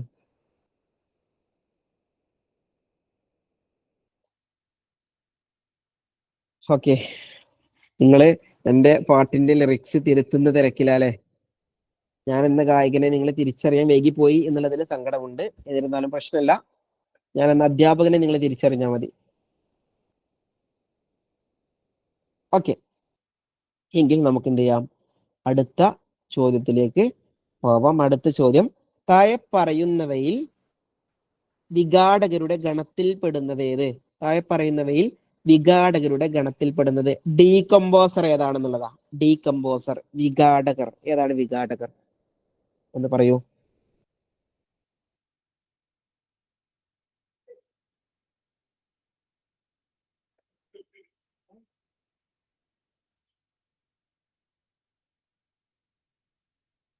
Yes, okay. ഇവിടെ കുറച്ച് ആളുകൾ എന്ത് ചെയ്തു, കൺഫ്യൂഷൻ അടിച്ചു. വിഘാടകർ എന്ന് പറഞ്ഞാൽ ഡീകമ്പോസർ. ഡീകമ്പോസർ അഥവാ നമ്മള് ഒരു വസ്തു, ഒരു ജൈവ വസ്തുവിനെ, ഒരു ഓർഗാനിക് മെറ്റീരിയൽസിന് എന്ത് ചെയ്യുന്നു, മണ്ണിനോട് അലിയിച്ച് ചേർക്കുന്നു, അല്ലെങ്കിൽ മണ്ണാക്കി മാറ്റുന്നു. ഇതാണ് വിഘാടകർ എന്ന് പറയുന്നത്. നിങ്ങൾ മണ്ണിരയെ നിങ്ങൾ വിഘാടകരാക്കല്ലേ. മണ്ണിര എന്ത് ചെയ്യുന്നുണ്ട്, മണ്ണ് കഴിക്കുന്നുണ്ട്, മണ്ണിലുള്ള ജൈവാംശം വർദ്ധിപ്പിക്കുന്നുണ്ട് എന്നുള്ളതൊക്കെ ശരി തന്നെയാണ്. പക്ഷെ മണ്ണിര എന്ന് പറയുന്നത് എന്തല്ല, ഒരു വിഘാടകരല്ല. മണ്ണിര വിഘാടകരല്ല. നിങ്ങൾ കൃത്യമായിട്ട് മനസ്സിലാക്കണം. മണ്ണിര എന്ന് പറയുന്നത് വിഘാടകരല്ല, ഡീകമ്പോസർ അല്ല. അത് ആൾറെഡി ഉള്ള ഒരു ജൈവ വസ്തുവിനെ എന്ത് ചെയ്യുന്നില്ല, ലയിപ്പിക്കുന്നില്ല. ഓക്കെ, എന്നാൽ മണ്ണിന് എന്ത് ചെയ്യുന്നുണ്ട്, നല്ല ഫലഭൂയിഷ്ഠുള്ളതാക്കുന്നുണ്ട്. ഇതിൽ ഉൾപ്പെടുന്നത് ഏതൊക്കെ അറിയോ? വിഘാടകരിൽ ഉൾപ്പെടുന്നത് രണ്ടെണ്ണം നിങ്ങൾ പഠിച്ചാൽ മതി. SCERT ഫാക്ട് ആണ്, SCERT ഫാക്ട് ആണ്. SCERTയുടെ ഇമ്പോർട്ടൻസ് നിങ്ങൾക്ക് മനസ്സിലായിട്ടുണ്ടാവും. SCERTയിൽ നിന്നാണ് ഈ ചോദ്യങ്ങളെല്ലാം വരുന്നത്. വിഘാടകർ, വിഘാടകർ എന്ന് പറഞ്ഞാൽ ഏതൊക്കെയാണെന്ന്. ഒന്നാണ് നമ്മുടെ ബാക്ടീരിയ. ബാക്ടീരിയ എന്താണ്, ഒരു വിഘാടകരാണ് ബാക്ടീരിയ. അതുപോലെ തന്നെ ഫംഗസ്, ഫംഗസും എന്താണ്, ഒരു വിഘാടകരാണ്. ഓക്കെ, ബാക്ടീരിയയും ഫംഗസും ഡീകമ്പോസർ ആണ്, വിഘാടകരാണ്. അപ്പൊ നിങ്ങൾക്ക് സംശയം ഉണ്ടാവും, നമ്മുടെ ഓപ്ഷനില് എന്തില്ല, നമ്മുടെ ഓപ്ഷനില് ബാക്ടീരിയയും ഫംഗസും ഇല്ല. അപ്പൊ ഏതായിരിക്കും ഉത്തരം? കൺഫ്യൂഷൻ അടിക്കാനൊന്നുമില്ല, നിങ്ങൾ മനസ്സിലാക്കുക. ഫംഗസ് എന്ന് പറഞ്ഞാൽ ഇവിടെ കണ്ടോ, റൊട്ടി പൂപ്പ്. റൊട്ടി പൂപ്പ് എന്ന് പറഞ്ഞാൽ ഒരു തരം ഫംഗസ് ആണ്. ഓക്കെ, റൊട്ടിയിലുള്ള പൂപ്പ് നിങ്ങൾ മനസ്സിലാക്കുക. ബ്രെഡിലുള്ള, റൊട്ടിയിലുള്ള പൂപ്പ് എന്ന് പറയുന്നത് എന്താ, ഫംഗസ് ആണ്. Type of fungi. ഇതൊരു ഫംഗസ് ആണ്. അതുകൊണ്ട് തന്നെ റൊട്ടി പൂപ്പാണ് ഇവിടെ ഉത്തരമായിട്ട് വരുന്നത്. നിങ്ങൾ മനസ്സിലാക്കേണ്ടത് വിഘാടകർ അഥവാ ഡീകമ്പോസർ എന്നുള്ളതിൽ വരുന്നത് ഏതൊക്കെയാ? ഡീകമ്പോസർ എന്നുള്ളതിൽ വരുന്നത് ബാക്ടീരിയയും ഫംഗസുമാണ്. Bacteria and fungus is a decomposers. Okay, ആ റൊട്ടി പൂപ്പ് എന്ന് പറയുന്നത് is a type of fungi. Okay ആണോ? ഓക്കെ ആണോ? ഒന്ന് പറ, എന്നിട്ട് വേണം അടുത്തതിലേക്ക് പോവാൻ. Yes, okay. എങ്കിൽ നമുക്ക് അടുത്തത് പറയാം. അടുത്ത ചോദ്യം, താപമേറിയ പ്രകാശപൂർണമായ വാതകങ്ങളാൽ രൂപം കൊണ്ടിരിക്കുന്ന ഭീമാകാരമായ വസ്തു ഏത്? താപമേറിയ പ്രകാശപൂർണമായ വാതകങ്ങളാൽ രൂപം കൊണ്ടിരിക്കുന്ന ഭീമാകാരമായ വസ്തു ഏതാണ്? ഏതാണ്? ഏതാണെന്നറിയോ? Yes, okay. എന്താണ്, നിങ്ങൾ പറഞ്ഞതെല്ലാം ശരിയാണ്. ഓപ്ഷൻ ഡി ആണ് ഉത്തരമായിട്ട് വരുന്നത്. നക്ഷത്രങ്ങളാണ്. ഓക്കെ, നക്ഷത്രങ്ങളാണ് എന്ത്, താപമേറിയ പ്രകാശപൂർണമായ വാതകങ്ങളാൽ രൂപം കൊണ്ടിരിക്കുന്ന ഭീമാകാരമായ വസ്തു എന്ന് പറയുന്നത്. ഓക്കെ, അതുപോലെ ഗ്രഹവും ചിഹ്നഗ്രഹവും ധൂമകേതുവും എന്തല്ല, അതൊന്നും താപമേറിയതല്ല. താപമുള്ളതുണ്ട്, പക്ഷെ പ്രകാശപൂർണമായതല്ല, സ്വയം പ്രകാശിക്കുന്നതല്ല. ഓക്കെ, ഭൂമി സ്വയം പ്രകാശിക്കുന്നുണ്ടോ? ഉണ്ടോ? ഒന്ന് പറ. ഭൂമി സ്വയം പ്രകാശിക്കുന്നുണ്ടോ? ഇല്ല. പക്ഷെ സൂര്യൻ എന്ന് പറയുന്നത് എന്താണ്, നക്ഷത്രമാണ്. നമ്മുടെ നക്ഷത്രമാണ് എന്ത്, സൂര്യൻ. ആ സൂര്യൻ എന്ന് പറയുന്നത് സ്വയം പ്രകാശിക്കുന്നു. ഓക്കെ, സൂര്യൻ എന്ന് പറയുന്ന നക്ഷത്രം പ്രകാശിക്കുന്നു. ആ സൂര്യനിൽ നിന്നുള്ള പ്രകാശം എന്ത് ചെയ്യുന്നു, മറ്റു ഗ്രഹങ്ങളെ റിഫ്ലക്ട് ചെയ്യിക്കുകയാണ് ചെയ്യുന്നത്. ഗ്രഹങ്ങളെയും ചിഹ്നഗ്രഹങ്ങളെയും ധൂമകേതുക്കളെയൊക്കെ എന്ത് ചെയ്യാണ്, അത് റിഫ്ലക്ട് ചെയ്യുകയാണ് ചെയ്യുന്നത്, പ്രതിഫലിപ്പിക്കുന്നു. സൂര്യപ്രകാശം കൊണ്ട് എന്ത് ചെയ്യുന്നു, പ്രതിഫലിക്കുന്നു. ആക്ച്വലി ഞാൻ ഒരു കാര്യം ചോദിക്കട്ടെ, ചന്ദ്രൻ എന്നാൽ സ്വയം പ്രകാശിക്കുന്നുണ്ട് അല്ലെ? ചന്ദ്രൻ സ്വയം പ്രകാശിക്കുന്നുണ്ട്, യെസ് ഓർ നോ? ഇല്ല. Yes, very good. ഇല്ല, ചന്ദ്രനും എന്ത് ചെയ്യുന്നില്ല, സ്വയം പ്രകാശിക്കുന്നില്ല. ചന്ദ്രനിലുള്ള തൂവെള്ള നിറമായിട്ട് നമ്മൾ കാണുന്നത് എന്താ? സൂര്യപ്രകാശം കൊണ്ട് നമ്മുടെ ചന്ദ്രൻ പ്രതിഫലിക്കുന്നതാണ്, അല്ലാതെ ചന്ദ്രൻ സ്വയം പ്രകാശിക്കുന്നില്ല. സൂര്യപ്രകാശം ഏറ്റുകൊണ്ട് ചന്ദ്രനും എന്ത് ചെയ്യുന്നു, റിഫ്ലക്ട് ചെയ്യുന്നു. അതുപോലെ ഭൂമി റിഫ്ലക്ട് ചെയ്യുന്നുണ്ട്. അതിന്റെ ഭാഗമായിട്ടാണ് ബഹിരാകാശത്ത് നിന്ന്, മുകളിൽ നിന്ന് ഭൂമിയിലേക്ക് നോക്കിയാൽ, ഞാൻ ചോദിക്കട്ടെ, നമ്മൾ മുകളിലേക്ക് പോയിട്ട് ഭൂമിയിലേക്ക് നോക്കിയാൽ ഭൂമിയുടെ നിറം എന്തായിരിക്കും? ബഹിരാകാശത്ത് നിന്ന് ഭൂമിയിലേക്ക് നോക്കിയാൽ ഭൂമിയുടെ നിറം എന്താണ്? ഭൂമിയുടെ നിറം ബ്ലൂ ആണ് അല്ലെ? ബ്ലൂ, നീലയാണ്. കാരണം ബ്ലൂ പ്ലാനറ്റ് എന്നാണ് അറിയപ്പെടുന്നത്, നീലഗ്രഹം എന്നറിയപ്പെടുന്നു. ആ ബ്ലൂ എന്ന് പറയുന്നത് ശരിക്കും ഭൂമിയുടെ എല്ലാ ഭാഗത്തും ഇങ്ങനെ നീല ഇങ്ങനെ ലൈറ്റ് വരുന്നുണ്ടോ? ഭൂമിയിൽ നിന്ന് ഇങ്ങനെ നീല ടോർച്ച് അടിക്കുന്നുണ്ടോ? ഇല്ല, ഭൂമിയിൽ നിന്ന് എന്ത് ചെയ്യുന്നില്ല, നീല ടോർച്ച് അടിക്കുന്നില്ല. പക്ഷേ സൂര്യപ്രകാശത്താൽ ഭൂമി എന്ത് ചെയ്യുന്നു, ഭൂമിയിലുള്ള ആ കടൽ വെള്ളം ആ ഒരു നീലിമ എന്ത് ചെയ്യുന്നു, റിഫ്ലക്ട് ചെയ്യുന്നു. അതിന്റെ ഭാഗമായിട്ടാണ് നീലയായിട്ട് കാണുന്നത്. ഓക്കെ, അപ്പൊ സ്വയം പ്രകാശിക്കുന്ന പ്രകാശപൂർണമായ താപമേറിയ വാതകങ്ങളാൽ രൂപം കൊണ്ടിരിക്കുന്ന ഭീമാകാരമായ വസ്തുക്കളെ പറയുന്നതാണ് നക്ഷത്രങ്ങൾ, സ്റ്റാർസ് എന്ന് പറയുന്നു. ഓക്കെ, സൂര്യൻ എന്ന് പറയുന്നത് ഒരു നക്ഷത്രമാണ്. ഓക്കെ, ഇനി നമ്മുടെ ഈ ഒരു പെയ്ഡ് ബാച്ചിനെ കുറിച്ച് ഒന്നുകൂടെ നിങ്ങൾ ഓർമ്മിപ്പിക്കുകയാണ്. നിങ്ങൾക്ക് ആർക്കെങ്കിലും പഠിച്ച് കേട്ട് നേടണം എന്നുള്ള അതീവ ആഗ്രഹവും നിങ്ങൾക്ക് പഠിക്കാനുള്ള ആ ഒരു മെന്റാലിറ്റിയും അതിനുള്ള ആറ്റിറ്റ്യൂഡും പഠിക്കണം എന്നുള്ള വാശിയും നിങ്ങൾക്കുണ്ടെങ്കിൽ തീർച്ചയായിട്ടും നിങ്ങൾക്ക് നമ്മുടെ ഈ ഒരു പെയ്ഡ് ബാച്ചിൽ ജോയിൻ ചെയ്യാം. ഇതിൽ നിങ്ങൾക്ക് തീർച്ചയായിട്ടും സിലബസ് ഓറിയന്റഡ് ആയിട്ടുള്ള എല്ലാ ക്ലാസ്സുകളും നിങ്ങൾക്ക് എന്ത് ചെയ്യും, ഇതിൽ ലഭിച്ചിരിക്കും. ആ സിലബസ് ഓറിയന്റഡ് ആയിട്ടുള്ള ക്ലാസ്സുകൾക്ക് പുറമെ നിങ്ങൾക്ക് 30 ദിവസം നീണ്ടു നിൽക്കുന്ന ക്രാഷ് കോഴ്സ് നിങ്ങൾക്ക് എന്ത് ചെയ്യും, ഒരു ബാച്ചിൽ ലഭിക്കും. ക്രാഷ് കോഴ്സ് എന്ന് പറഞ്ഞാൽ ഞാൻ പറഞ്ഞു, നിങ്ങൾക്ക് എവിടെയും കിട്ടാത്ത, നിങ്ങൾക്ക് ഏറ്റവും ഉപയോഗമായിട്ടുള്ള കാര്യമാണ്. നിങ്ങൾക്ക് ഇവിടെ കിട്ടിയ ക്വസ്റ്റ്യൻസ് കണ്ടില്ലേ, ഈ ക്വസ്റ്റ്യൻസ് നിങ്ങൾക്ക് ഈ ഒരു ക്വസ്റ്റ്യൻസിൽ നിന്ന് തന്നെ നിങ്ങൾക്ക് എന്ത് ചെയ്തു, ഒരുപാട് കണക്റ്റീവ് ഫാക്ടറുകൾ കിട്ടി. ഇങ്ങനെ ഓരോ ദിവസവും 30 ക്വസ്റ്റ്യൻ പേപ്പറുകൾ, 30 ക്വസ്റ്റ്യൻ നമ്മൾ ഡിസ്കസ് ചെയ്യുന്നു. അങ്ങനെ 30 ദിവസം എന്ത് ചെയ്യുന്നു, നമ്മൾ ക്വസ്റ്റ്യൻ പേപ്പറുകളുടെ ഡിസ്കഷൻ കണ്ടക്ട് ചെയ്യുന്നു. ഇങ്ങനെയുള്ള ക്രാഷ് കോഴ്സ് നിങ്ങൾക്ക് എന്ത് ചെയ്യും, നമ്മുടെ ഈ ഒരു ബാച്ചിൽ ലഭിക്കും. അത് എല്ലാ സബ്ജക്റ്റും ക്രാഷ് കോഴ്സ് ലഭിക്കും. Maths, English, Malayalam, psychology, EVS, ഇങ്ങനെയുള്ള എല്ലാ സബ്ജക്റ്റും നിങ്ങൾക്ക് എന്ത് ചെയ്യും, നമ്മുടെ ക്രാഷ് കോഴ്സിൽ ലഭിച്ചിരിക്കും എന്നുള്ളതാണ്. അതുപോലെ തന്നെ നമ്മുടെ റിസൾട്ട്, നിങ്ങൾക്ക് ആ കാര്യത്തിൽ നിങ്ങൾക്ക് ഒരു പേടിയും നിങ്ങൾക്ക് എന്ത് ചെയ്യേണ്ട, പേടിക്കേണ്ട ആവശ്യമില്ല. നമുക്ക് നല്ല റിസൾട്ട് തന്നെ, എടുത്ത് പറയാനുള്ള റിസൾട്ട് തന്നെ നമുക്ക് ലഭിച്ചിട്ടുണ്ട്. അതിനുള്ള ഏറ്റവും വലിയ കാരണം എന്ന് പറയുന്നത്, നമ്മൾ സിലബസ് ഓറിയന്റഡ് ആയിട്ട് ക്ലാസ്സുകൾ നൽകുന്നതോടുകൂടി കുട്ടികൾക്ക് എന്ത് ചെയ്തു, പഠിക്കാനുള്ള കോണ്ടന്റ് എല്ലാം ഓൾറെഡി കിട്ടി. അതിനുശേഷം, അഥവാ പഠിക്കാനുള്ള കോണ്ടന്റ് എല്ലാം പഠിച്ച ശേഷം ആ ഒരു പ്രീവിയസ് ക്വസ്റ്റ്യൻ പേപ്പറുകളിലൂടെ കിട്ടുമ്പോൾ പിന്നെ പഠിച്ച കാര്യങ്ങൾ ഏത് തരത്തിൽ ചോദ്യം വന്നാലും അവര് ആ ചോദ്യം അറ്റൻഡ് ചെയ്യാനുള്ള പ്രാപ്തരാവുകയും ചെയ്യും. അതാണ് ക്രാഷ് കോഴ്സ് എന്ന് പറയുന്നത്. ആ ക്രാഷ് കോഴ്സ് ഞാൻ പറഞ്ഞു, നിങ്ങൾക്ക് എവിടെയും കിട്ടാത്ത, നിങ്ങൾ യൂട്യൂബിലോ എവിടെ വേണമെങ്കിലും നിങ്ങൾ സെർച്ച് ചെയ്തോ, അത് നമ്മൾ മാത്രം കൊടുക്കുന്ന ഈ ഒരു ഓപ്ഷൻ ആണ് ഇത്തരത്തിലുള്ള ക്രാഷ് ക്യാമ്പ്. സാധാരണ ക്രാഷ് ക്യാമ്പ് എന്ന് പറയുമ്പോൾ എന്ത് ചെയ്യും, ഒരു 3 മാസം കൊടുക്കേണ്ട ക്ലാസ് 1 മാസം കൊണ്ട് എന്ത് ചെയ്യുന്നു, 2x സ്പീഡിൽ ഇട്ടുകൊണ്ട് ഒരു ദിവസം 4-5 മണിക്കൂർ കൊടുക്കുന്നു. പക്ഷെ നമ്മുടെ ക്രാഷ് ക്യാമ്പ് എന്ന് പറഞ്ഞാൽ 30 ദിവസം 30 സെറ്റ് പ്രീവിയസ് ക്വസ്റ്റ്യൻ പേപ്പറുകൾ, ഏതെങ്കിലും ക്വസ്റ്റ്യൻസ് അല്ല, പ്രീവിയസ് ക്വസ്റ്റ്യൻ പേപ്പറുകൾ. കാരണം കാറ്ററ്റ് പരീക്ഷ എന്ന് പറയുമ്പോൾ 2012 മുതൽ ഈ ഒരു 2024 വരെ, ഇനി 2025 നമ്മുടെ എക്സാം നടക്കുന്നത്, ആ 2025 വരെ ഒരുപാട് എക്സാംസ് കടന്നു. ഈ എക്സാംസിലെല്ലാം നമ്മൾ ക്വസ്റ്റ്യൻ പേപ്പറുകൾ നമ്മൾ നോക്കുകയാണെങ്കിൽ ഒരുപാട് ചോദ്യങ്ങൾ പ്രീവിയസ് ക്വസ്റ്റ്യൻസ് ആണ്. ഇനി ഒരുപാട് ചോദ്യങ്ങൾ പ്രീവിയസ് ആയിട്ട് വന്നിട്ടില്ലെങ്കിൽ അടുത്ത വർഷം ചോദിക്കുന്നത്, നമ്മുടെ ഒരു ചോദ്യം എടുത്തു, അപ്പൊ നമ്മളോട് ഇവിടെ ചോദിച്ചത് എന്താ, നക്ഷത്രങ്ങളാണ് ഉത്തരമായിട്ട് വരുന്നത് എങ്കിൽ ഇതേ ചോദ്യം എന്ത് ചെയ്യും, അടുത്ത വർഷം ഗ്രഹം ഉത്തരമായിട്ട് വരുന്നത് ചോദിക്കും. അപ്പൊ ഗ്രഹം ഉത്തരമായിട്ട് വരുന്നത് കിട്ടണമെങ്കിൽ എന്ത് ചെയ്യണം, നമ്മൾ ഈ ഡിസ്കസ് ചെയ്യുന്ന രീതിയിൽ ഡിസ്കസ് ചെയ്യണം. മനസ്സിലായോ? അഥവാ ഒരു ചോദ്യം എടുത്താൽ ആ ചോദ്യത്തിന്റെ ഉത്തരം മാത്രം പറഞ്ഞാൽ എന്ത് കിട്ടില്ല, നിങ്ങൾക്ക് കൂടുതൽ കാര്യങ്ങൾ പഠിക്കാൻ വേണ്ടി പറ്റില്ല. പക്ഷെ ഒരു ചോദ്യവും ആ ചോദ്യത്തിന്റെ 4 ഓപ്ഷൻസും നിങ്ങൾ കീറി മുറിക്കുകയാണെങ്കിൽ പിന്നെ നിങ്ങൾക്ക് എങ്ങനെ ചോദ്യം വന്നാലും അറ്റൻഡ് ചെയ്യാൻ നിങ്ങൾ പ്രാപ്തരാകും. അങ്ങനെയുള്ള ഒരു കോഴ്സ് നിങ്ങൾക്ക് എന്ത് ചെയ്യും, നമ്മുടെ ഈ ഒരു ബാച്ചിൽ കിട്ടിയിരിക്കും എന്നുള്ളതാണ്. അങ്ങനെ 30 സെറ്റ് ക്വസ്റ്റ്യൻ പേപ്പർ നിങ്ങൾ അറ്റൻഡ് ചെയ്യുമ്പോൾ നല്ല മാർക്കോട് കൂടി തന്നെ നിങ്ങൾക്ക് കാറ്ററ്റ് ക്വാളിഫൈ ചെയ്യാൻ വേണ്ടി പറ്റും. ഞാൻ പറഞ്ഞു 3000 രൂപയുടെ കോഴ്സ് നമ്മൾ നിലവിൽ 1500 രൂപക്കാണ് നമ്മൾ കോഴ്സ് കൊടുക്കുന്നത്. അപ്പൊ ഈ ഒരു ഓഫർ തീരുന്നതിന് മുൻപ് നിങ്ങൾ എത്രയും പെട്ടെന്ന് നമ്മുടെ ഈ ഒരു നമ്പറിൽ 8590672089 ഈ നമ്പറിൽ നിങ്ങൾ മെസ്സേജ് അയച്ചാൽ മതി. വാട്സപ്പിൽ ജസ്റ്റ് അഡ്മിഷൻ എന്ന് പറഞ്ഞൊരു മെസ്സേജ് അയക്കുകയാണെങ്കിൽ നിങ്ങൾക്ക് എന്ത് ചെയ്യാൻ പറ്റും, നമ്മുടെ ബാച്ചിലേക്ക് ജോയിൻ ചെയ്യാൻ വേണ്ടി പറ്റും. 8590672089 എന്നുള്ള നമ്പറിൽ നിങ്ങൾ മെസ്സേജ് ചെയ്താൽ നിങ്ങൾക്ക് ഇന്ന് തന്നെ എന്ത് ചെയ്യാം, ജോയിൻ ചെയ്യാൻ വേണ്ടിയിട്ട് പറ്റും. ഓക്കെ, ഞാൻ ഒരു കാര്യം ചോദിക്കട്ടെ, നിങ്ങൾക്ക് പറയുന്ന കാര്യങ്ങൾ നിങ്ങൾക്ക് എന്ത് ചെയ്യുന്നുണ്ട്, മനസ്സിലാവുന്നുണ്ടോ, നന്നായിട്ട് ക്ലിയർ ആവുന്നുണ്ടോ?